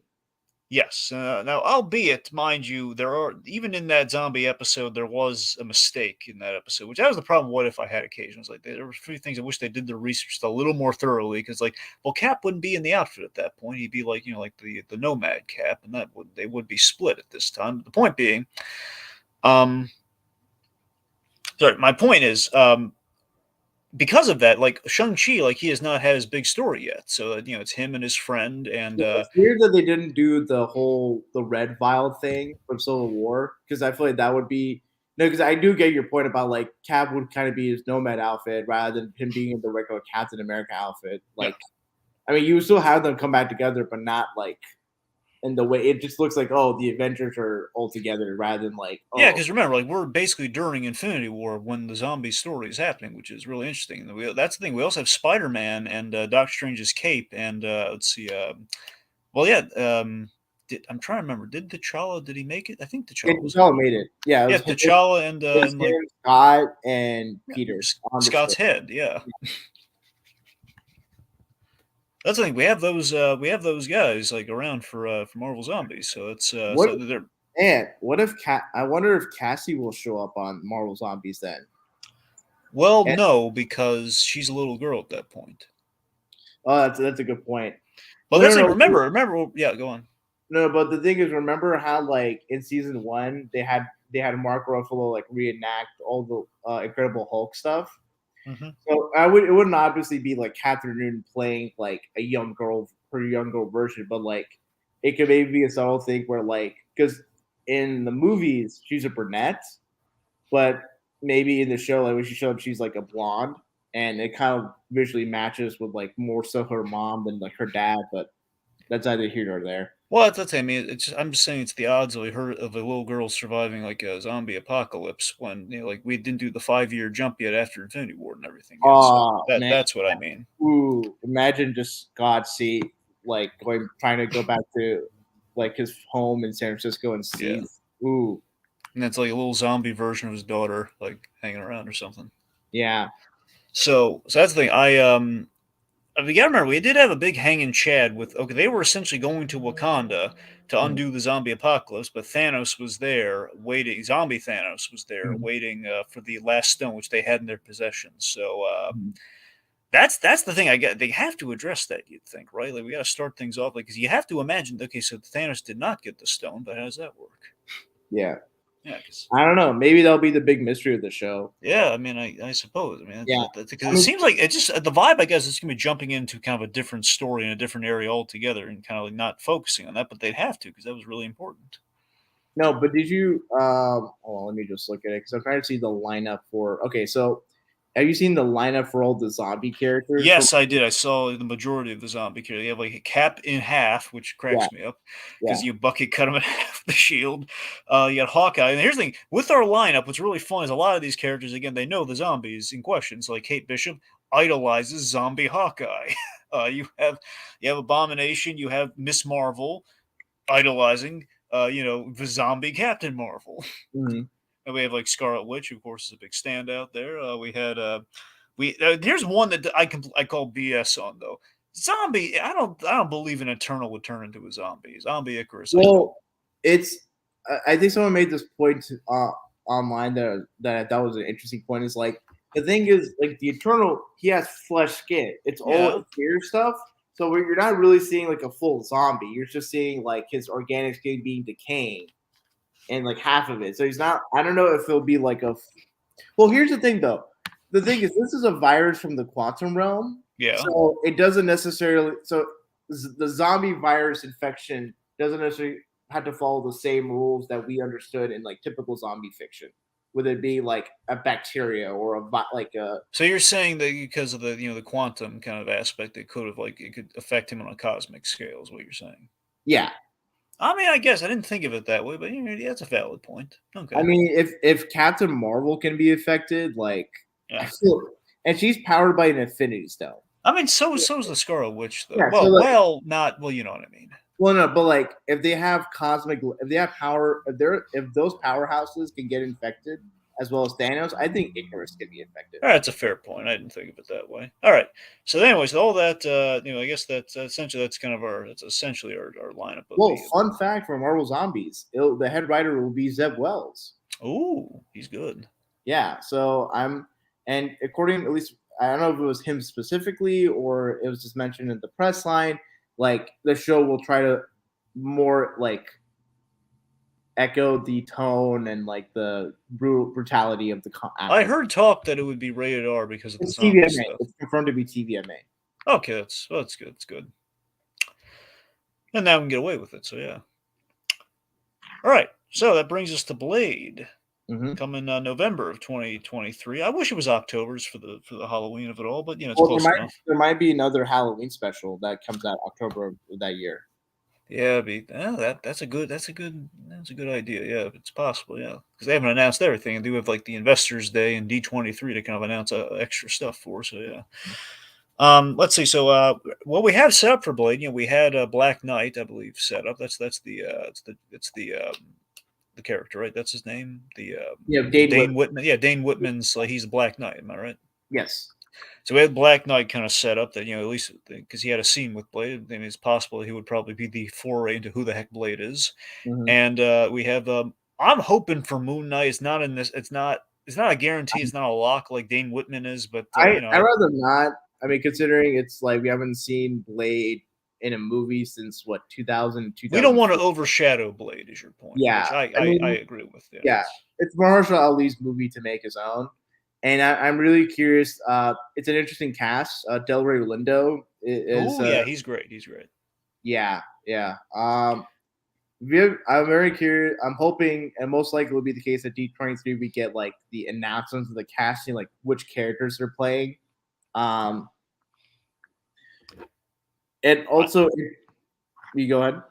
I could see. So there's been speculation about Anthony Starr playing the bad guy, which I hope it's not the case personally, because I want Anthony Starr to play a character like a Doctor Doom or something, or something.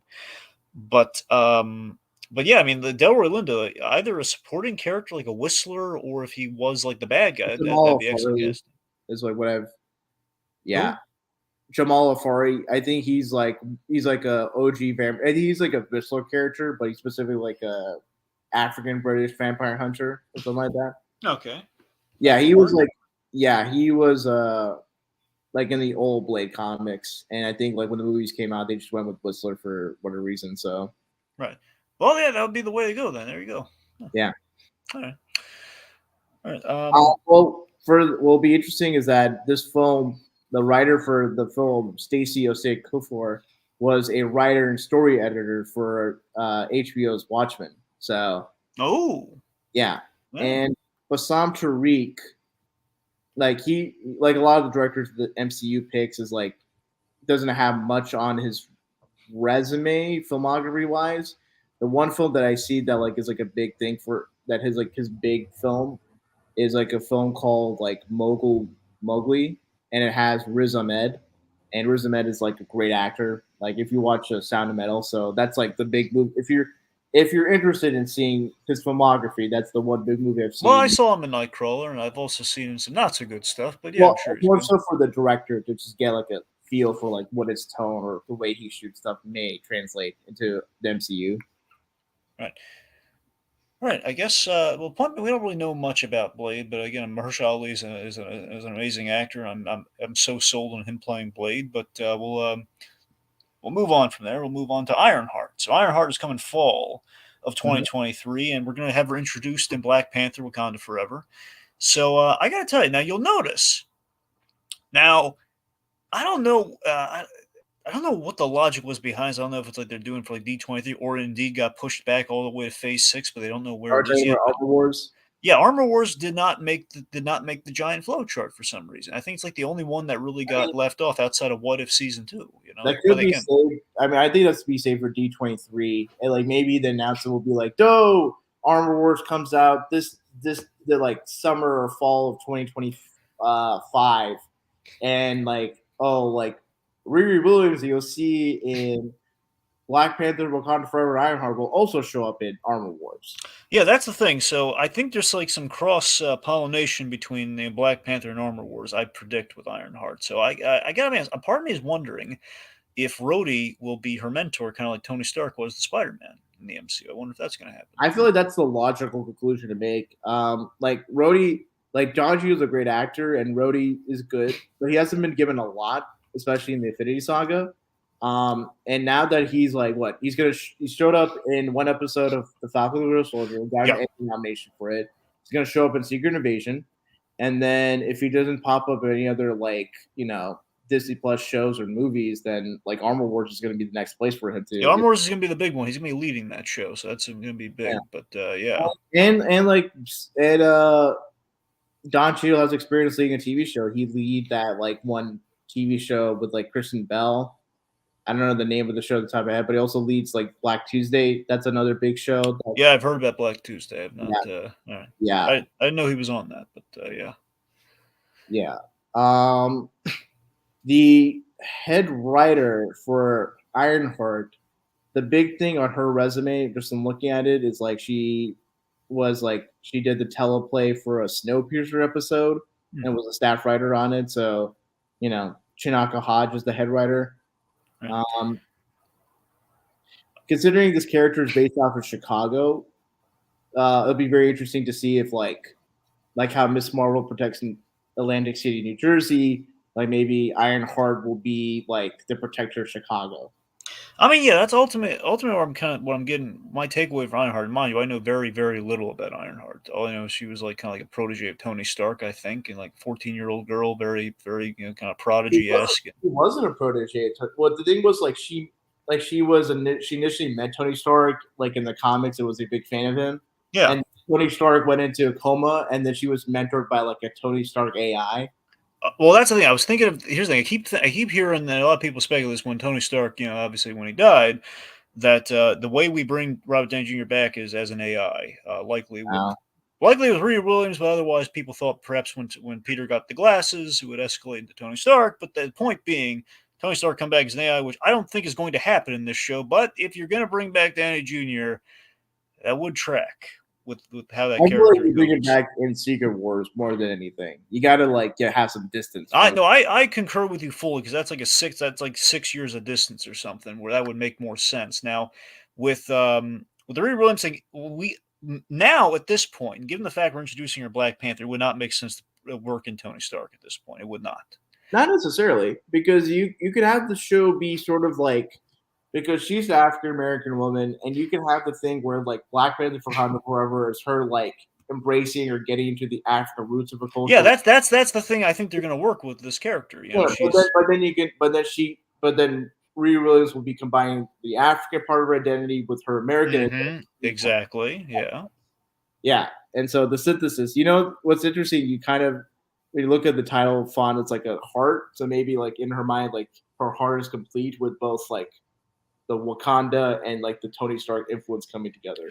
I know that's the thing. That's the thing really interesting. That's the big interesting thing for the show for me is that okay, they have an American who goes to Wakanda and takes something really big away from the culture and possibly her roots and everything, and then she's gonna take that back with her and then carve out kind of like her something in kind of a Miss Marvel style that is going to be again bringing her to that. What's funny is that I think about like the Darren. You remember the Darren Aronofsky pitch for like the Batman Year One movie? Yeah, I remember it. Yeah, that's a very DIY. Like he's going to be working out at an auto shop, and like Alfred would be called just Al. I feel like Ironheart's kind of like the DIY, like working class Iron Man. I mean, kind of like Steel ultimately, but kind of like Steel and Natasha, I believe. Was it Natasha? Yeah. Then Natalie. Sorry, it's Natalie in Superman and Lois, but in the comics, I think it's Natasha. Maybe it is Natalie. I don't know. I know it's like I don't know. Yeah, they do like a shorthand sort of anyway. Yeah, but what's interesting for the show is that like there's Manny Montana who plays like a guy. No, I love him. He's on the show Good Girls, and he's a great actor. So I'm looking forward to him. And you have Anthony Ramos of Into the Heights and Hamilton fame being in that cast, as well as Alden Ehrenreich. Oh yes, Alden Ehrenreich. Yeah. Yeah, Ehrenreich. There's rumors about Ezekiel Stane and the Hood being the antagonists for Ironheart. Those are excellent theories. Yeah. I'm wondering which of those actors do you think will be the Hood and or Ezekiel Stane. I would love it if I could buy Ehrenreich as Ezekiel Stane. I would love it if Manny Montana got to play the Hood. That'd be amazing. Mm-hmm. Did you get you don't have any specific preferences for Ezekiel Stane actor wise, or? Well, that's what I'm saying. Ehrenreich is Ezekiel Stane. Oh, okay. I got it. Yes, Ehrenreich could be Stane because I could buy a bit of a Jeff Bridges kind of thing there, and then you have Montana, who again is a great actor, can play like kind of a character of a scale like the Hood, who I know very little about. Like all I know is for a while he was a big deal and he was kind of encroaching on the Kingpin's territory. Which knowing that character, he's a random criminal that happens that just got lucky to steal boots and a cape from a demon. and then gains powers and abilities from it, and then takes over the criminal underworld from it. As That's a what I'm saying. result. I could buy. Again, they said that he's played like kind of gangsters who have kind of like taken territory and everything. So I could absolutely buy him in a role like the Hood. So if See, that's on the table, he could absolutely I play it. would like if Anthony Ramos was Ezekiel Stade, because then you could parallel him with Riri Williams. Both being like people of color that are like inheriting maybe like mantles of like rich industrialists, all that stuff. Hmm. But no, any of those actors would be great choices for those two characters. But Right. Okay, let's move on to this one. Go by real fast. Agatha, Coven of Chaos, which is coming winter of 2023. So here's the thing. Originally, before we had Multiverse of Madness, my hope and my thought was that it would be her and the Scarlet Witch, and maybe in the backdrop, basically it'd be kind of a backdoor WandaVision season 2, like a continuation of that, in which we would kind of like give resolution to the White Vision story, which would maybe be Wanda's redemption. So here's the thing. I I don't see I don't see Agatha Harkness as a villain alone without Wanda, because traditionally those characters are paired together like they were in WandaVision, but only this one be more exclusively. I don't see Agatha leading her own show. I'm a little unsure about that unless you have like the cell of like, okay, it's Agatha fulfilling that promise of okay, when Wanda needs her, she'll be in the house. So perhaps Wanda, after her major defeat and everything, is looking for guidance and she goes to Agatha, and that kind of leads to her working through issues with Agatha as like the perspective. well, I see that. I think the interesting thing is that like originally it was Agatha House of Arctus. Yes, And my yes. thought process was that like, oh, maybe Nicholas Scratch will come into the picture, like her actual son, and Yep. you have like a great actor to play him and have him bounce off of Catherine Hahn. But with Coven of Chaos, there's been rumors for the Agatha show that like actors like Hannah Waddingham, who plays Rebecca on Ted Lasso, Amy Ooh. Poehler, Kristen, the actress who plays the mom in Schitt's Creek or Kevin's mom in Home Alone. It's Yeah, Catherine I mean, O'Hara. yeah, go on. Yeah, will be like part of the cast. And considering it's Coven of Chaos, maybe that show will delve into the witch side of magic and develop that mythology and lore. And maybe Agatha will be starting her own coven. And then that could tie into a Midnight Suns movie or TV show. Yeah, I mean, that's the thing. That'll be the heaviest I think we've leaned into the magic if we do that, though. But we'll, I guess it could work. I mean, people were thinking that Multiverse Madness is going to delve into that distinction between what's sorcerer magic versus witch magic. And with Coven of Chaos, I feel like maybe Agatha will start her own coven and have those like feeble actresses that I mentioned be I part guess of that. ultimately, I don't know how in witches are right now. That's my fear. Is that like when you were watching WandaVision, you had that witch opening, which was okay in terms of backstory, but it's like I don't know if I could watch a whole show of that. Like when the Agatha show was announced, I was thinking if it's her without Wanda, it's going to be that opening where we saw like her mother kill her, which is interesting, but not for a show. Because what I've heard is like the rumors is that like the Agatha show will be a dark comedy, and the fact that the actresses I mentioned are like comedic actresses like Hannah Waddingham, maybe Poehler, Catherine O'Hara, like maybe some other like female comedians. They could come in and really like do a very like not stepwise, but something that's in the tone that's like very darkly comedic. Okay, well again, The Addams Family, sort of like not. So are they confirmed or are they speculated casting? That's rumored. That's what I'm saying. You get that cast, maybe that's a rumor though, man. I don't know. Yeah.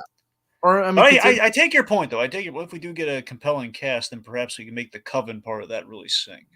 Yeah, and Catherine Hahn has been the lead like on a miniseries, Mrs. Fletcher for HBO. No, I'm aware she's got the chops, man. I've seen that. I could see the show like transitioning her to be a bit of an anti-hero or sort of like someone that can be on the good side.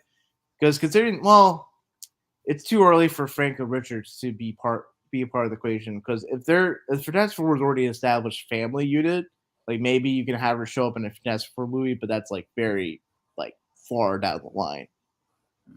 And in the 5 or 10 years down the line, maybe shorter than that. All right, I'm gonna move us on from here. Okay. Sorry, I'm gonna cut you off. We got to get to like the really important thing here. So we have Daredevil: Born Again coming spring 2024. It's gonna be 18 episodes. So I should be over the moon about this, and I'm happy for it. Don't get me wrong, but one of two things I think is happening here. Because when I Okay. heard Daredevil, I was like, Daredevil, oh my god! Then Born Again, I was like, yeah, what? So I think one of two things happening here. So one way this goes is we've already adapted Born Again with Daredevil season 3, and we did it rather well. Added Bullseye in there for a change, but it was still it was great. Yeah. So I'm sorry, what?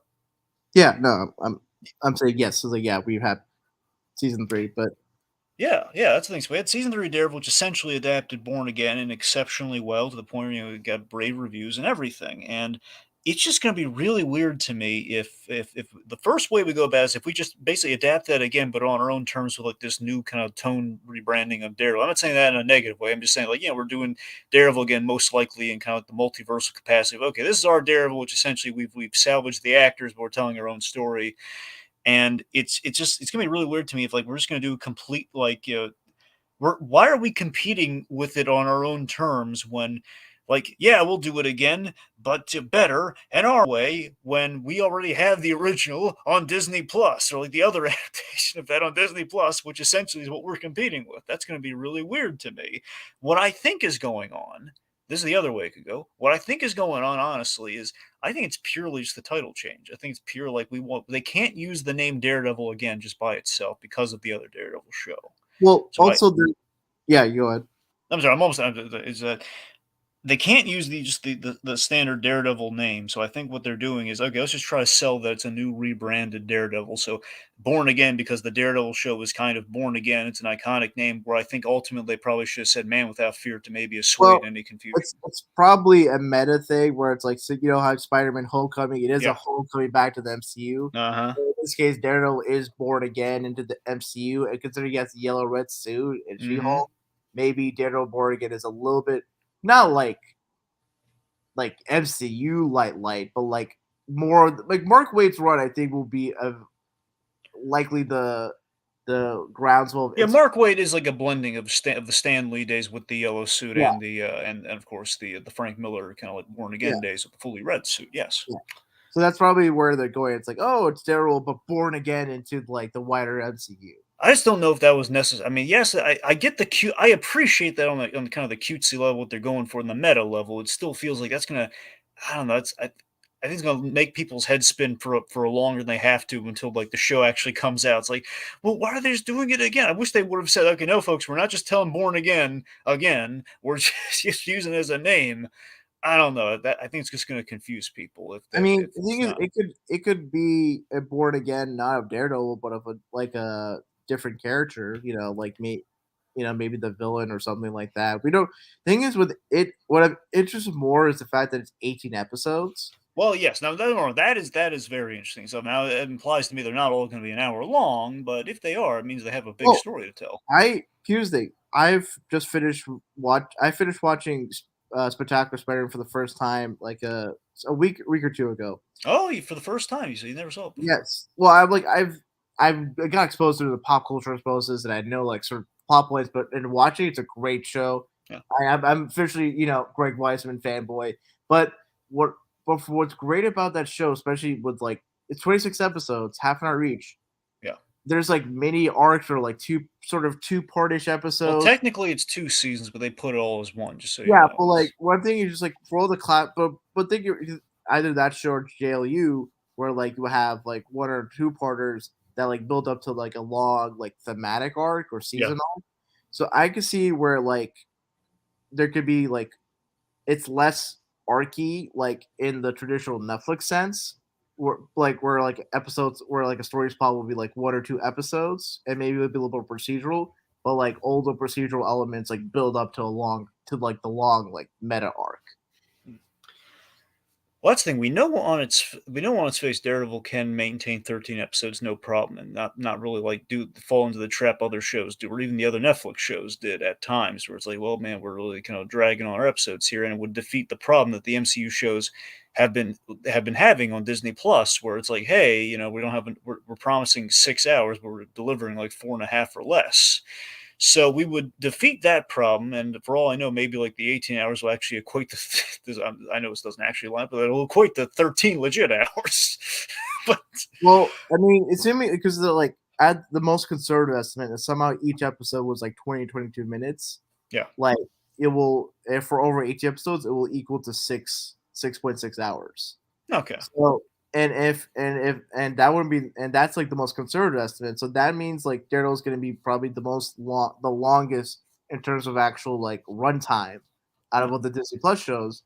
And I think with it being 18 episodes, I think it will utilize like classic tradition, like like the the Buffy Vampire Slayer Angel, like where it had like individual episodes that build up to like the long season arc. I feel like that's going to be the case for you could be the case where you have multiple villains, or maybe like, or maybe we'll have Matt doing like case of the week sort of deal. yeah, that's the thing. We could again, we have kind of the more Ally McBeal side of things, then we have more the Law and Order side of things. Who knows? Yeah. So, but yeah, the point being, look, I am absolutely delighted that we are getting a Daredevil show, and the fact that we're having D'Onofrio and Charlie Cox coming back for it. I mean, it's the dream come true. And I will say that I'm going to make this statement though. This is going to be, out of all the Disney Plus shows that they have done, this show will be the most important success or failure for them. Okay, so that's the thing. If they just readapt Born Again, I mean, it had better be the most spectacular. It would have to absolutely top the earth. Again, I don't think I agree with you. I don't think it's what they're doing, but I'm just saying in general, whatever they do, they cannot drop the ball with this one, okay? Because if they screw this up, it was essentially all for nothing. We're going to compete with the Netflix shows, and like we're going to take our stab at Daredevil. It's like they got to get this one right. No, so it's interesting for the writers that are hired to like for the Daredevil show. Yeah. Their big show is like a USA Network show. Covert Affairs is the show. And I think the big thing for them in that show is that like there's a blind character, and apparently they wrote that character so well or depicted his blindness in such a way that like they got an award for like best written depiction of a blind character. From, Well, like, that does instill some confidence, right? yeah. But for the 18 episodes, are they going to release one episode a week? I mean, they're probably going to premiere with like two, maybe. Well, they still have not premiere with 3 episodes, which usually it seems like it seems like there's always it's like the Breaking Bad. We need 3 to get addicted, so it kind of feels like we should be doing that. But they're probably going to premiere with 2, and that's going to be one a week. But we've never had 18 before, so I don't know. Maybe they're going to do. It's like, are they going to have it run through from spring to the entire summer, or because I was thinking like maybe they could do like, considering if each episode is not like an hour long, if it's like 20 or like half. Well, I mean, your breakdown could be nine a piece, right? You could just do like 9, then go on a break, and then come back for the other 9. Well, I was thinking you just do 2 episodes a week, and then Daredevil will be on for 9 weeks. That would be better. Because if spring, if you start say the beginning of March, then you end like literally the first week of May, the last 2 episodes, and then you go into Captain America for Friday. It's a good point. I'm going to say this, and again, we'll probably transition. You brought up Captain America. We should probably transition to it. I will say, if they do Born Again, that does signify one thing. That signifies we're going to need a Foggy, a Karen, which of course we have the perfect actors for the job. We will, however, need a Ben Urich, which then that's a whole thing in itself. Because we already did a really good take on Ben Urich, and then it's going to be, well, I guess we're going to do that again. But I mean, they could bring Phil Urich into the picture. All right, yeah, well, yeah, I guess that's a good point. I didn't think about that. Yeah. All right. Anyway, yeah. So the point being, Daredevil, very exciting. I hope they got Born Again, just the cutesy title. Yeah. But because otherwise, it's going to complicate everything, and they're going to have like one heck of a hat trick to sell everyone. All right.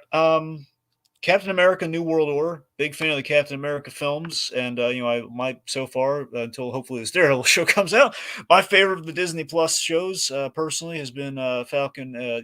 Falcon and the Winter Soldier. Despite the weak sauce villain that we had, I believe Malcolm Spellman is coming back. This comes out May 3rd, 2024. Malcolm Spellman and another co-writer and another writer from the Falcon and the Winter Soldier show. It's the writer who wrote the 5th episode of the Falcon and the Winter Soldier. Oh, that's good, because I really like the 5th episode, so that does instill me with confidence. Yeah, they'll be co-writing the script for it, and the director of the movie is Julius Onah, who directed the Cloverfield Paradox movie, which was not critically acclaimed, but but as my understanding, he has another movie. If I can pull it up, yeah, his other movie is Lucy, Luce. Oh yes, the one with Scarlett Johansson, right? No, Oh. it has Naomi Watts and Octavia Spencer. Oh. Okay, well, yeah. We're going in with It's spelled Luce, not Lucy. no. I got you now. Yes, yeah. Yeah, I should have put it in the forefront. Fun fact: Tim Roth is in that movie, so maybe, and also in Cloverfield Paradox, like Daniel Bruhl, Elizabeth Debicki, and I think one or two other MCU actors were in that movie. So, it was also a Nigerian filmmaker, so it'd be interesting to see like his perspective on such an American. Yeah, he was born in Nigeria, grew up in the Philippines, Nigeria, Togo, and UK, and then moved to Arlington County, Virginia. So it'd be very interesting to see like what his take is on like such an American-centric character like Captain America, especially Sam Wilson being Captain America. Right. So that's the thing. So I'm looking very forward to this because I love Sam Wilson, Captain America. The story was very moving to me, and Spellman, he's a great writer. Again, I believe he oversaw. I believe he was the showrunner on Falcon Winter Soldier. So again, villain did slip through the cracks on that one, but hopefully, that we won't repeat that here. It's going to be weird having a Captain America movie without the Russos. For the first time, we're going to have that, but again, we have someone with like a real invested take on it with our writers involved here. So, and again, we seem to have a director with some MCU ties. So, hoping for the best there. I think. Oh, you go ahead.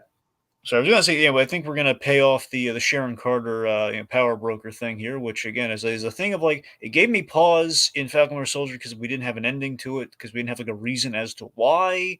I believe at the very least we didn't like spend time going over like an actual reason, just versus like you can speculate as to the reason why. So I'm hoping perhaps we pay that off here, or most likely in Armor Wars. But let's just say she's going to have a role here, I'm sure. Mm-hmm. Yeah, I wonder who the villain would be for the New World Order if it's not Sharon Carter's a power broker. I think Naomi Watts is apparently an actress that works with this director a lot. So maybe she'll play like Sin, like Red Skull's daughter in the movie.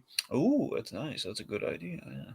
Because it's either that, because it's New World Order, and I'm wondering like if it's gonna. I don't know if maybe that'll be a retreading like all the Hydra stuff from the previous trilogy. Well, that's the thing. I don't think Hydra's gonna. I don't think Hydra's gonna come back because I don't know. We've been kind of definitive about Hydra being kind of like not entirely wiped out, but essentially kind of off the board. They're like there's vestiges at best, but I think maybe you could have Secret Empire or Secret Empire as the antagonist with like the hate monger, or maybe New World Order. Maybe you have the Grand Dictator. That's like William Burnside, and you can go into the white supremacist stuff as the bad guys for. I honestly, in general, I imagine they're going to pull something from the Sam Wilson Cap run, probably. So probably, I don't know, something along those lines. Secret Empire, even though I think I could buy that, with kind of melding in there somewhat. But the hate monger, particularly, being a go-to character, sure. Here's the thing. So I think ultimately, I can't speculate as to the villain, but I think character-wise and like thematically, I think the smart play would be ultimately. I think Sam Wilson.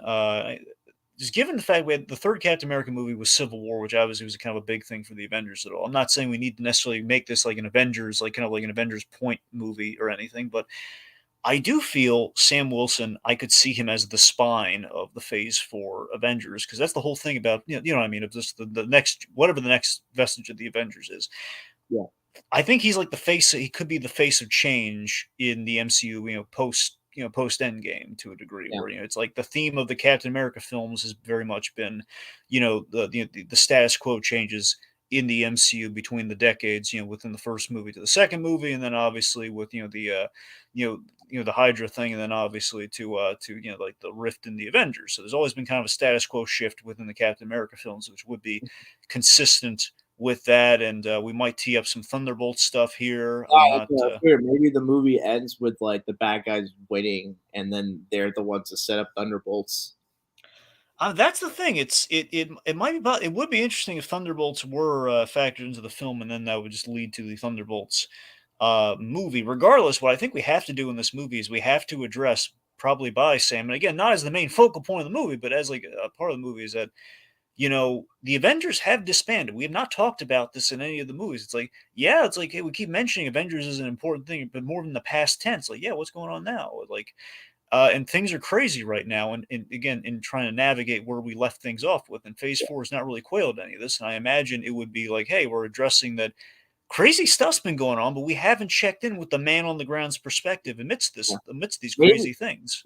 Going back to say Ironheart, like Happy Hogan's been like a big character in all three Spider-Man movies, and considering he's connected to Iron Man and somewhat connected to the Avengers like world, maybe him and or Pepper Potts showing him Ironheart kind of gives us a clue into like the building up of a new Avengers team or like infrastructure. Yeah, sure. Yeah, that's the thing. I always like that Sam Wilson really spoke for kind of like the man on the ground aspect, kind of like kind of like Spider-Man had tried to do with as the friendly neighborhood Spider-Man, and we got a little bit with Ant-Man. So I like that kind of Sam Wilson could very much kind of be the mouthpiece for that. Kind of like the Green Arrow or Black Lightning. Exactly. Yeah. Yeah. All right. So do you think for New World Order, do you think like the main trio will be Sam, Cap, Bucky as Winter Soldier, White Wolf, or whatever, and then you can have I don't know the character's name, but like the actor Danny Ramirez, who was like in Falcon the Winter Soldier as like the one soldier that like was sort of teased up to be the new Falcon. Oh yeah, absolutely. Yeah, he'll be in it. Yeah. Yeah. I absolutely think that. Yes. Because I mean, the actor himself has like showed up in Top Gun Maverick and will show up in the Mission. No, I mean they were building up to be the next Falcon. He's got to be on the team. Yeah, he's got to be in this movie. Yeah. Yeah. I believe that full-heartedly. Yeah. Yeah. Let's see. Okay, so let's go. So Spider-Man freshman year. This is the one I'm really concerned about. They confirmed it's going for 2 seasons. You got freshman year and sophomore year. I think that's a good idea in terms of like how you're sectioning off the season. Very much seems to be a show with an end by that logic.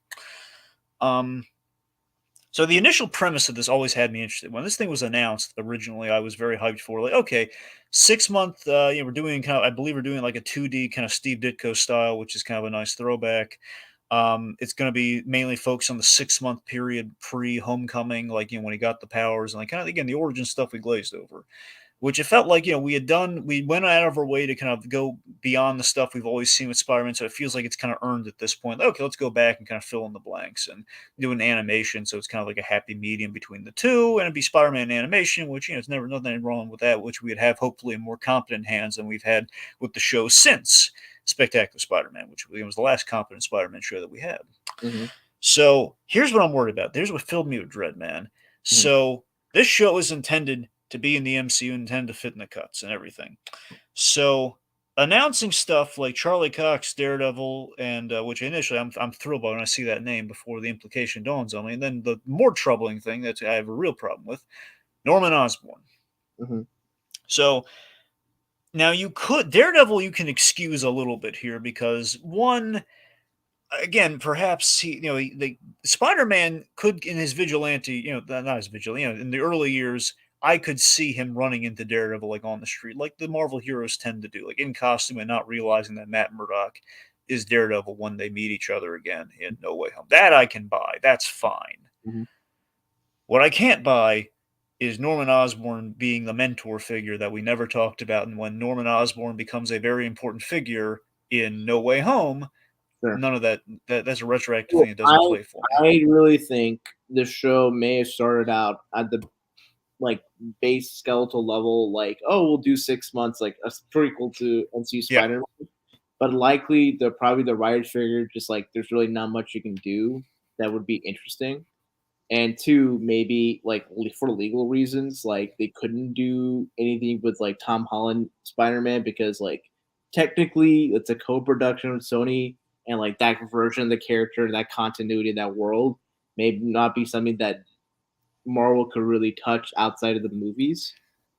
I mean, they're selling it like it is absolutely in the continuity. Are you saying that it's not? I'm saying that it's not. I'm thinking it's likely not in continuity. I think I think it reminds me a lot of like Batman animated series, Superman animated series, where like clearly when you see like the beginning of the shows, they're very much inspired by like the films. So I think this cartoon is very much inspired by the Tom Holland film, but like is doing things its own way. But and here's something that I'm gonna. So this is where I'm gonna bring in like why I think this show will be valuable for Marvel Studios is that it'll be introducing characters like the Rhino, Scorpion, all that. I think this show will be a test ground to see which characters like pop. Like, oh, this is just a random Spider-Man cartoon that's inspired by the Hollow films, but it's doing its own thing. But Disney's tracking the data analytics, the social media mentions of like how the show is being received, and then Kevin Feige will utilize this data to inform how he produces the new MCU Spider-Man trilogy and any other Sony Spider-Man related films. You know, I like the way you're thinking on that. I do, and I think you're ultimately going to be right. But you know what? I think it's crossing the streams too much. It's like too narrow. It's like too thin a margin. It's going to confuse everyone. I really think it's like that's going to be. I can get behind it, man, but I just don't think. I think it's because with the fact that we're getting characters like Harry Osborn, Norman Osborn, Yeah. Amadeus Cho, Nika Mhm. Minoru, Doctor Strange in his classic like '60s outfit, and did they announce Amadeus Cho? Amadeus Cho's in the lineup, yeah. Okay, And- so he's officially in the lineup. And he's one of the high school. He's one of the like Peter's friends in like Midtown High. Okay. And like there's like I've seen like photos of like the video footage, and there's literally a scene that reenacts like the Tony Stark scene in Civil War where he introduces himself to Peter when he talked to Aunt May, and it's literally like Norman Osborn that's in the frame that's like taking that position, and all the costumes that Peter has are not really the same costumes as like the Homecoming stuff. I see. So I think this cartoon is made with the intention to bring in people that are fans of the Homecoming films that like, oh, this is evocative of it, but it's take its own spin. Just as Batman the Animated Series, Superman the Animated Series started with the inspirations of the films that that they come after. Well, Rohith, I can't get into the weeds with you right now on the whole Batman thing because that's a little. That's not. I see where you're getting that from, but it's really they were forced to do that. That wasn't really necessarily kind of a choice, though. And no, whether it was an artistic choice or whether it's doing like that was sort of the starting point, and then later on, like it became its own thing. Yeah, sure. That's sort of the compare. That's where my comparison stops at. Is that like, well, it starts from like, okay, this is a place that's familiar to you. You go to the Holland films and general Spidey stuff, but we'll do new and different things with it. Yeah. Either way, I mean, look, I'm going to watch it either way, and again, I'll definitely I think I'm going to enjoy it. Ultimately, it's just still, I mean, well, I'll have to see how it approaches the thing. Where I think with the fact that you have like a black Norman Osborn and you have all these different like Spider-Man villains, including Doc Ock in it, I feel like they're kind of like testing to see how audience react, and that will determine like which villains they can do for like future Spider-Man movies. All right, well, yeah, it's a good strategy. It's just I hope it's not going to. I'm just going to be really annoyed by the whole like, wait a minute, is it in continuity or not? When it's this isn't the first time a Spider-Man thing in the MCU has confused people about continuity. Remember 8 years later? Yeah, that's a good point. Yeah, but to be fair though, everything else is pretty well figured out. But then that 8-year thing, someone goofed up on that movie, and then that was like one major thing though. But you're not wrong. You're not wrong. Yeah. And speaking of anime, I'm gonna mention X-Men '97. We're just gonna move on from there because they announced it's happening. It's gonna get 2 seasons, and so that's the thing. I'm thinking that X-Men '97, like the way I think about Spider-Man, Spider-Man being sort of like concept testing people for future Spider-Man movies. Yeah, I think for how people respond to certain characters, X-Men '97 will determine like which characters that we utilize in an MCU X-Men movie. Well, true, but '97 is more of like it's a continuation of the animated shows. That one's a much safer playground. True, it's a much safer playground, but like it's still good to see. It'll be instructive for like Marvel to see like, okay, like which characters like really pop well, and which characters maybe don't pop as well in the '90s setting that could pop well in like a modern day setting. So that's I think will be interesting. It's cool to see Magneto in his like uncanny X-Men issue 200 outfit. Yeah, I haven't seen that, but I'll take your word on that. Yeah. Yeah, I haven't seen any of the. I only saw like one image of like the characters on the front of it, but yeah. Anyway, so let's move on to Thunderbolts, which closes out Phase 5. And I think it's a rather ingenious move by this. This closes July 26, 2024, and this is a clever way to end Phase 5 in terms of like, hey, we're ending with a team movie, but not quite the team movie you're used to. It's kind of the anti-Avengers, if you will. Mhm. It's yeah, I love the director on this. I know the director on this very well. It's Jake Schreier. He directed episodes on the show Kidding, really good episodes. He did a movie called Robot and Frank. Point being, guy's a really good director, and I think he could bring out a potential kind of like emotional complexity that could be here with these characters. The idea these are characters that feel robbed or like not rewarded for their deeds or their perspectives, or their worldviews, but again, they're being kind of used to, to kind of achieve it. And not a lot of people, the easy comparison people make with this is that it's kind of a Marvel version of Suicide Squad, which, I mean, they're working for the government, yes, but they're not necessarily under the threat of death like they are in Suicide Squad. The Suicide Squad comparison was only apt for like Warren Ellis's run of the Thunderbolts, but before that run, and even after that run, Thunderbolts are really more so like a team of villains that are outwardly villains that don't do covert missions, but do public facing missions, and are trying to redeem themselves, to the public. And certain times in the comics there is that like reducing the prison sentence and all that, but the main gist of the Thunderbolts is that they're people that are seeking redemption. Exactly. And I feel like Thunderbolts, if it's just like a Suicide Squad version, as if it's like a MCU versus Suicide Squad, I don't think that'll be as interesting of a premise. And Feige, for the most part, if not the whole time he's been producing MCU, has always tried to not copy or even replicate. I mean, with the fact the way like Neymar is being done in Black Panther: Wakanda Forever, I feel like that's indicative of him wanting to like not repeat himself. And I feel like with the Thunderbolts, he's definitely not wanting to do like Suicide Squad, like.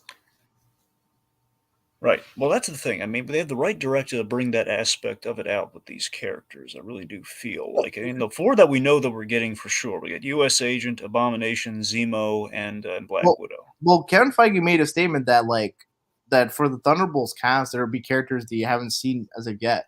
So I don't know if that means that they'll show up in later phase 4 or 5 projects, or they'll be characters that'll be new in the movie itself. Okay, well, that's interesting. All we know U.S. Agent's going to be there. That much we do know. Well, that hasn't been confirmed. That's been heavily speculated upon. Well, I mean, we saw him. He's working for the Contessa. For Val, yeah. Yeah, he's working, and so was Elena's. I mean, and I'll admit, Abomination is more of me connecting the dots because we saw him in a cell. So you're right, we don't know about Abomination. That's a. I mean, it could be the thing that the Thunderbolts will be like the U.S. government or PR safe version of the Avengers. Yeah. And so maybe like here's sort of the analogs I see. So it's like for Iron Man, maybe Justin Hammer. I know, that's the big one. I think we're all hoping for. That'd be a great way to bring him back. That and Armor Wars. He has to be in Armor Wars because he's in that story in the comic. Yeah, and then or maybe the Beetle, because that's like a tech-based character. But I think that would be one we haven't seen before, so that would work. Yeah. For the Captain America analog, I think it's definitely I mean, John Walker's like always on the Thunderbolt, so we got to put him on there. Yeah. For the Thor analog, like people, you could say like maybe Hercules or Ares, but I think and Hercules is in play now. Well, I think Zemo is actually kind of the analog for Thor in the sense that he's a prince, he's of nobility, and he's from a country that's no longer there. Okay, I mean it's a stretch, but I like it. So I mean, but it's like he also I feel like there's a. Yeah, you really can't I can't imagine like a Thor analog really fit on a government like controlled team. I mean, that's the thing. I think it'd be maybe a more ground. Again, I think Abomination might be the closest. It's more of a Hulk thing, obviously. But again, we're looking for characters that we have not seen before. So I don't. Yeah. I think, or actually no, probably Baron Zemo would be more the Black Panther. Well, what if they did Robot Thor? Remember the clone robot thing? I don't think they're gonna do a Robot Thor. No, you're right, but it'd be awesome though. But you're right. Actually, no, I think Baron Zemo would be like the Black Panther. like analog, like the Yeah, given his role that he played. yeah, Too, I don't know, maybe if you have him be Citizen 5 as he was in the original Thunderbolt run, or maybe he's like the full Baron Zemo outfit. He's maybe like this European like Errol Flynn kind of a character or something Right. like that, like to be appealing, to the public. Right. Deep down, like Baron Zemo's manipulating everyone. Of course, if we have Bullseye in play because of the Daredevil show, we could have Bullseye Well, as he the could do the Hawkeye on Hawkeye the team. equivalent. Maybe Yeah. maybe you have Barney Barton be the Hawkeye analog on the team. Well, not who was Barney That's Barton? Clint's brother who goes by the alias Trick Shot. Oh, so that I forgot that's who Trick Shot is, right? Well, Trick Shot was originally like Buck Chisholm, who's like the mentor who like taught. That's the thing. I know him as the mentor. I didn't know about the brother thing. Yeah, the mentor and the brother all have had that alias. Oh, okay. Yeah. Interesting. I mean, Okay. Gil could Well, look, be, I don't think we should necessarily speculate through the whole roster here, but no, this is interesting stuff, though. Sorry, I mean, I'm sorry, I didn't mean to cut you off. I'd love to do this all day, but we should probably move on to the FF. Okay, so his point being, round things out of Thunderbolts. I'm already satisfied with that, but then we announced, oh my God, Phase 6. So we're calling it the Multiversal Saga. Now, just based on the other ones, we have roughly, looking at the image for Phase 6, you have at least 11 to 12 slates potentially. So we had 3 of them revealed.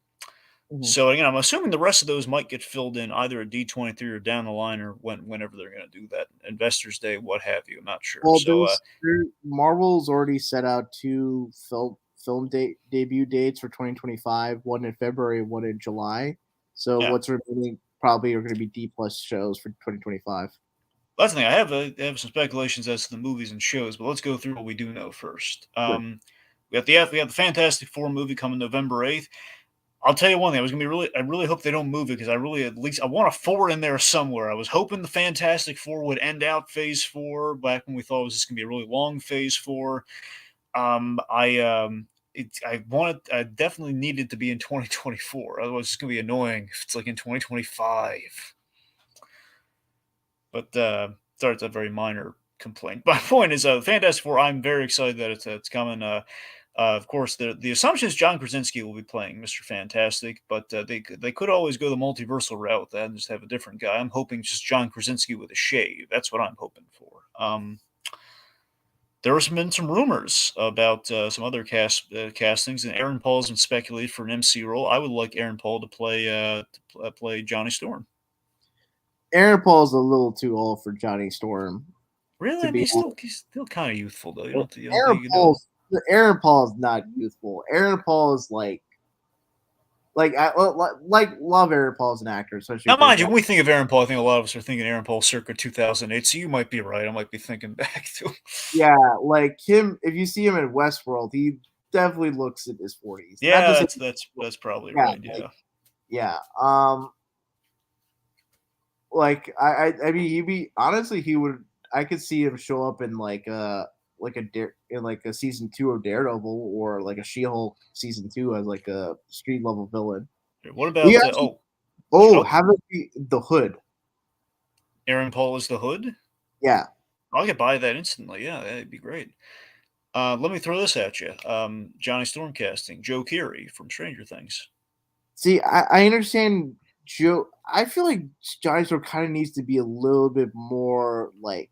Because, man, I think he should be the same age as Peter Parker so they can be buddies. Well, Joe Keery's 30. Well, you're right. Yeah. Well, Tom Holland's like, he's in his 20s or something. So. He's like 20.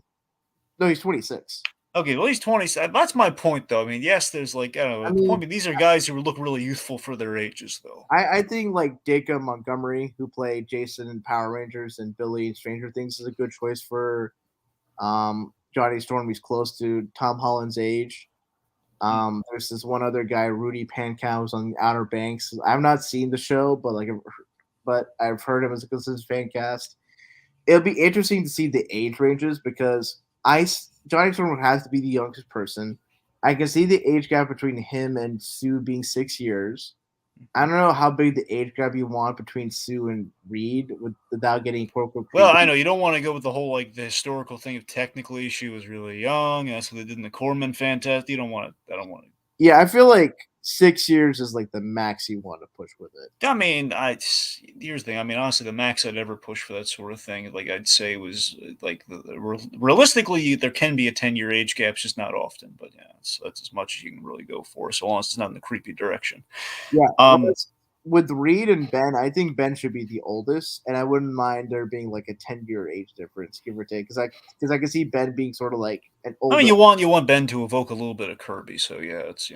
Well, I was thinking more like Ben being sort of like because Reed is so smart that he could have skipped a few grades and been in the same grade level as Ben. Yeah, I'd buy Yeah, that, sure. and then have Ben be sort of a much old like an older brother that Reed doesn't have in his life. Well, let's not get hung up on age guesstimations here. So I want to bring up to you.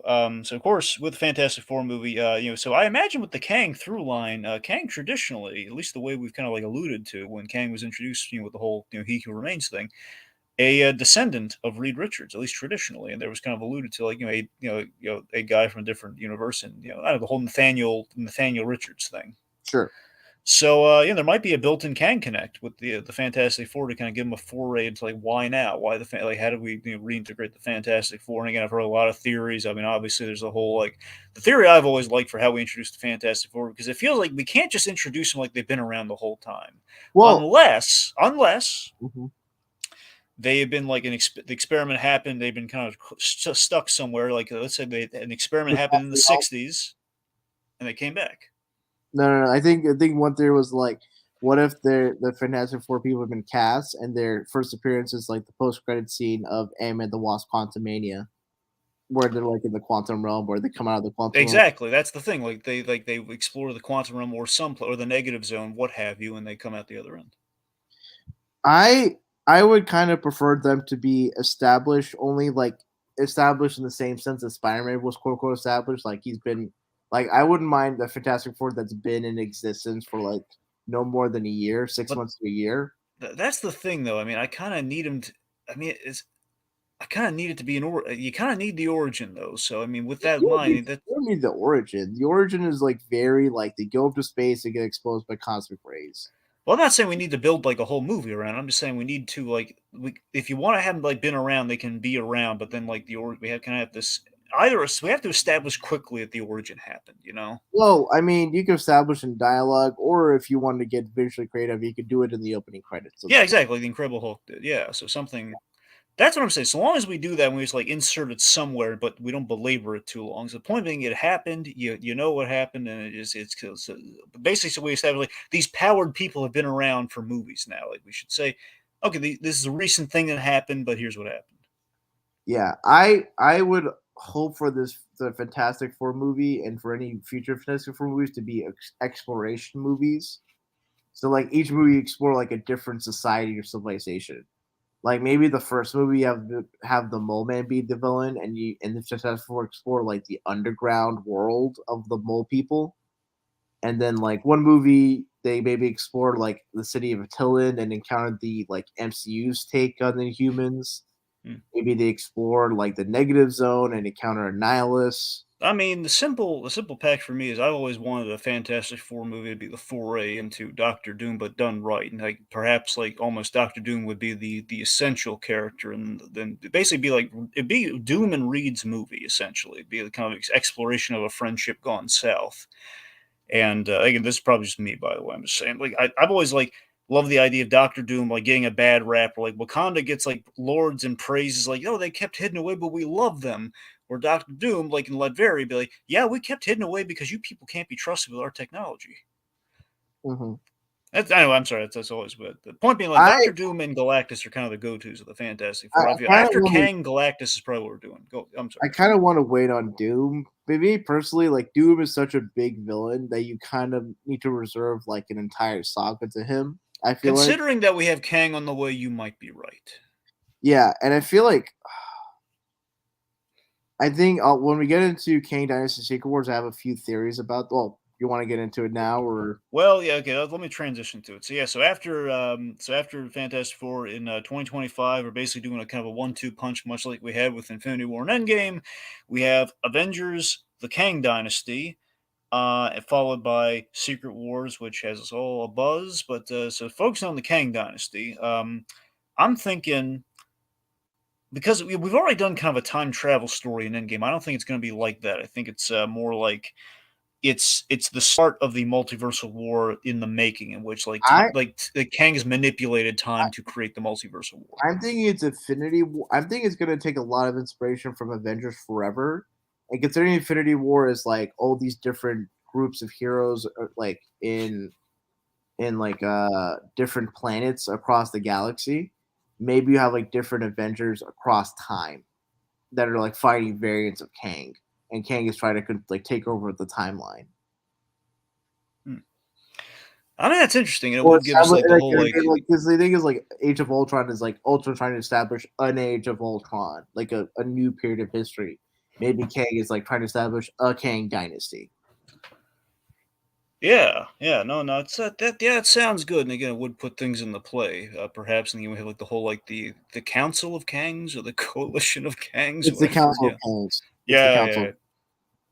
Yeah, I know it wasn't coalition. I just wanted to throw in there because that was funny. But yeah, you're right. The Council of Kangs. Yeah. So the point being, I think we're definitely we're setting things up, and honestly, it's entirely possible. What do you think about this? Kang's story is entirely dealt with in the Kang Dynasty. That's where we get Kang's off the table at the end of that story. But the damage has been done, in which Kang's whatever Kang's done, he's basically like he's kind of going out with a smile, so to speak. In which, well, the damage has been done. Have fun, and then that brings to the Secret Wars, which essentially is Well, yeah. you'd be kind of repeating what happened at the end of Loki season 1, though. Well, oh yeah, well, you're right. What? Yes, but not so much. Like Kang's still going to be around, but I'm saying that's like Kang is lost, but there's a new problem on the horizon. Perhaps a little less like him, like a Emperor machinition of Doom. his. What? You think Doom will be the big threat then for Secret Wars, or Well, I was thinking Beyonder. Honestly, I was thinking Keanu Reeves is the Beyonder. I figure I don't think they're gonna do like with these two movies being 6 months apart. I don't think it's gonna be two separate villains. I think it'll be an Infinity War Endgame, but like Kang wins, Hmm. and then Secret. So here's the thing: the Kang Dynasty. I think the title is making the way to make sense of that title is like Kang is trying to bring about the Kang Dynasty, or there's a Kang Dynasty that's like trying to quell all these rebellions of these different heroes, and then maybe like the way for Kang to win, and this is where Secret Wars maybe Battle World comes to play. Instead of having Kang like directly fighting the Avengers, it maybe comes to a standstill or a point in which Kang, like the Avengers can't outright defeat Kang, but Kang can't outright defeat the Avengers. So they're kind of like just at like just shooting at each other, and there's no resolution to the conflict. Maybe Kang comes with the idea to like combine all the multiverses into like one battle world, or how do you come up with that? And instead of the Avengers fighting against Kang, you have the Avengers having to fight against like some other version of the Avengers, and all the characters fight against each other, and then Kang is just ruling, in the parts that aren't affected by the chaotic conflict. Hmm. That's how the Secret Wars is, that they're like all these secret all these wars are happening in secret, and thus like Kang is kind of just manipulating everyone into fighting each other, but not him. I mean that's good. I don't know. I kind of look at Secret Wars as kind of a.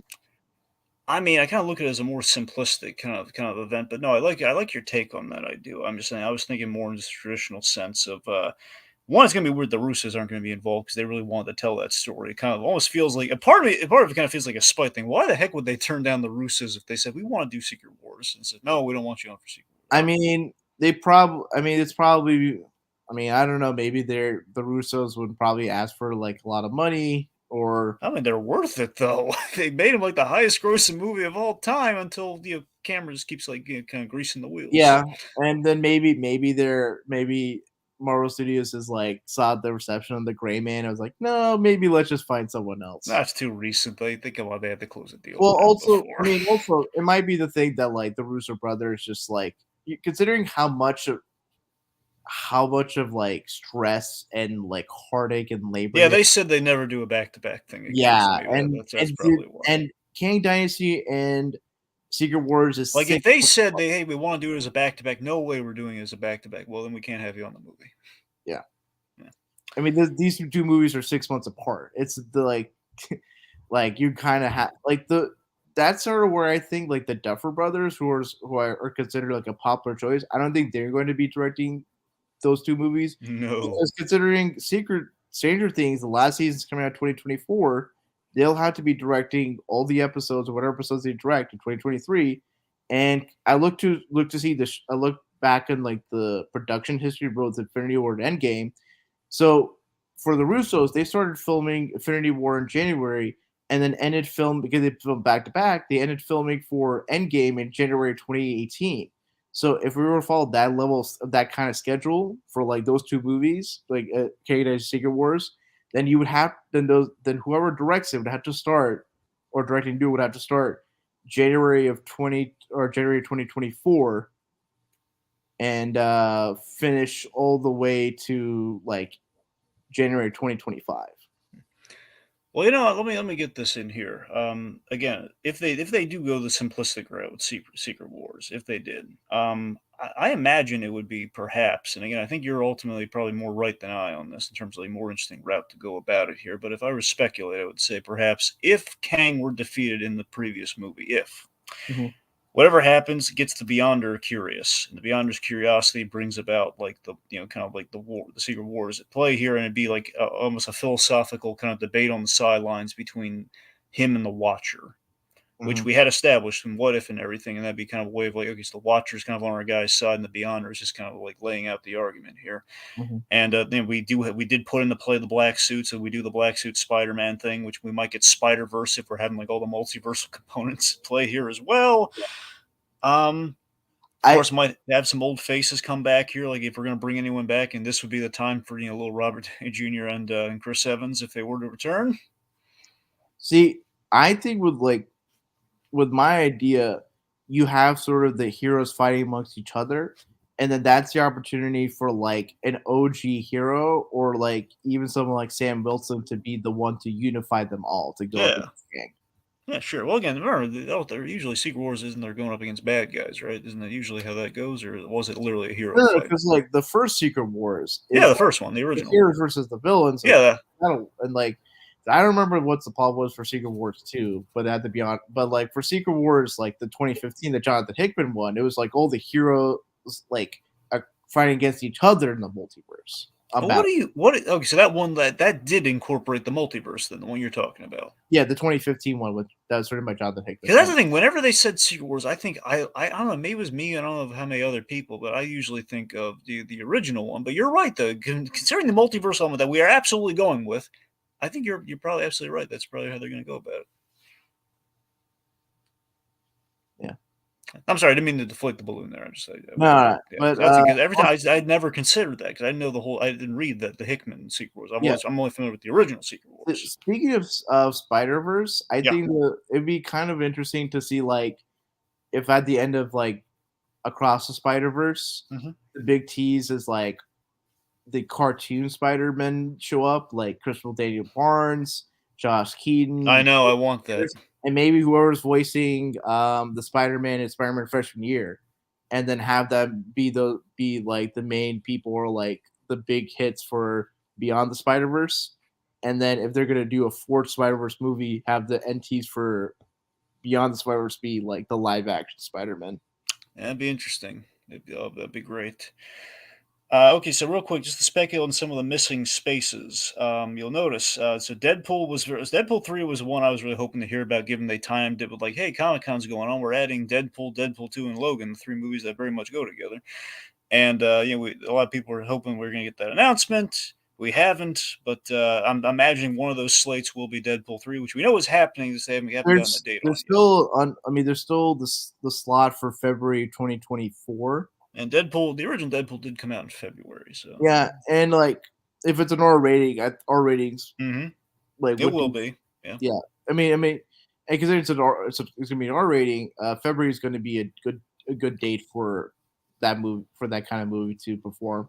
That is my hope. So we have Deadpool. I believe they're calling it the Mutants. Whatever X-Men we were doing next, is called the No, Mutants. Is so like a here's throat. so I very much doubt that it's the actual name, and I feel like people took too literally what Kevin Feige said at the end of. Because here's the thing: at the end of San Diego Comic Con 2019, Kevin Feige just simply says like, "All right, we don't have enough time to talk about the mutants, but stay tuned." So And I then thought that's literally. Oh, so that's why they think it's literally the title. I feel like that's the only way because I've never heard because I can't imagine you dissing yourself from the X-Men brand. Like, Well, you know what though? It was kind of the cutesy thing about it.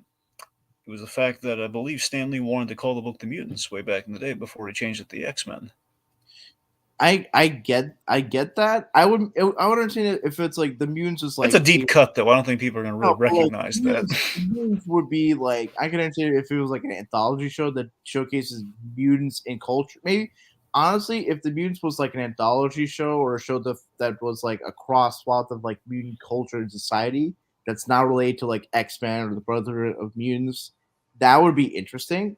But I think you would still have X-Men, or maybe like honestly, the first MCU X-Men was gonna probably be Uncanny X-Men. Yeah. Yeah, that would be Do you the. think they just call it Uncanny or X-Men has to be in there, do you think? I mean, X-Men hat. What do you Right? mean? No. Sometimes sometimes they do like kind of like the little kind of like eye-catchy title. Like a lot of times people do like the Uncanny or like something like it'd be like that'd be the Uncanny X-Men. Oh, I figure it's just like it's a classic. I mean, we have the Amazing Spider-Man, the Incredible Hulk, so I figure the Uncanny X-Men, Yeah. like, I mean, have you heard the dumb PC thing that people are like, hey, we got to change, because there's women on the team, we can't call it the X-Men. yeah, that's why I'm thinking it's not going to be called the Mutants. I mean, like, we have numerous female members of the X-Men. They refer to themselves as the X-Men. I think this is just like people just took too literally what Kevin Feige said and thought that Yeah. was what he called. That he's referring to the X-Men. The mutants Okay. are the entire species that include the X-Men, Excalibur, Facts, Investigations, all that stuff. So yeah, although here's this interesting thing I heard. So apparently on a podcast, Devin Faraci, who used to head Birth Movies and Death and does this podcast called Marvel Vision, he mentioned that for the Fox X-Men people, the contractual obligations to them from Fox carried over to Disney when Disney acquired Fox. And the contractual obligation is that until 2025, you are not to make or distribute or start production on a movie that has the roles or the characters that were played by those actors and have them and be played by anyone else but those actors. And considering it is until 2025 where the MCU can cast anyone to be an X-Men rather than be stuck to the Fox X-Men people, maybe Secret Wars could be somewhat of a soft or medium-sized reboot of the MCU, and you can have like an established X-Men post Secret Wars. That's the thing. It does sound like that might be the cleanest way of doing it. Actually, now you bring that up because it's the problem. With the X-Men is the X-Men is like a huge. Yeah, and you could bring in the legacy X-Men people in Kang Dynasty and Secret Wars. That's the thing because we are messing with the holy timeline thing in the in the MCU with all this Kang business. So it is possible the thing we speculate Multiverse of Madness would do, we eventually do with the actual Kang story. So we could bend the rules and retroactively alter things. Is hopefully not to a ridiculous point. The cleanest way of doing the mutants would probably be that. Mm-hmm. Because we keep having these opportunities to kind of work in the X-Men, and we kind of we could do basically the birth of the Atom with the Hulk snap, but we didn't do that. But maybe that's probably why they haven't gone full tilt because of that restriction. And they don't want, and if they're forced to use the Fox X-Men actors, they're only going to use them for multiverse scenarios or things Well, again, Deadpool, you could easily work them in, obviously, that's what I'm saying. Logan particularly. Yeah, that's what I'm saying. Is outside of that specific example, they can't just cast anyone else but Hugh Jackman for Wolverine until 2025. So I figured that's going to be where all right, let's just use legacy actors in this big crescendo I culmination. got to admit, Rohit, I never heard that restriction before, so that's good information to have. Yeah. I mean, I don't know if that's necessarily 100% confirmed. It's a shame that they don't just put this out publicly so we can kind of know what the deal is with this sort of stuff. But yeah, no, it's interesting. It's interesting you mentioned that though. Yeah. All right, so But you go ahead. sorry, so round out things. So it's again like the other slots. I mean, Armor Wars, which you already kind of talked about. Assumingly that will be added. I wonder if they pushed it back to that slate where they're just going to squeeze it into like a Phase 5 somewhere with all the other stuff. I don't know. Well, I think it'll likely be a 2024. Because they probably also the effects, because the Armor Wars is going to have a lot of like tech heavy characters, and that's going to require a lot of CGI. So maybe that's going to be something. I mean, because then there's like a gap between July and November, so it's probably go somewhere there. Well, I figure with Riri Williams being in Ironheart fall 2023, yeah, it could be fall 20. Yeah, you could probably do a year and a half between that. Yeah. For other Disney Plus projects, Wonder Man.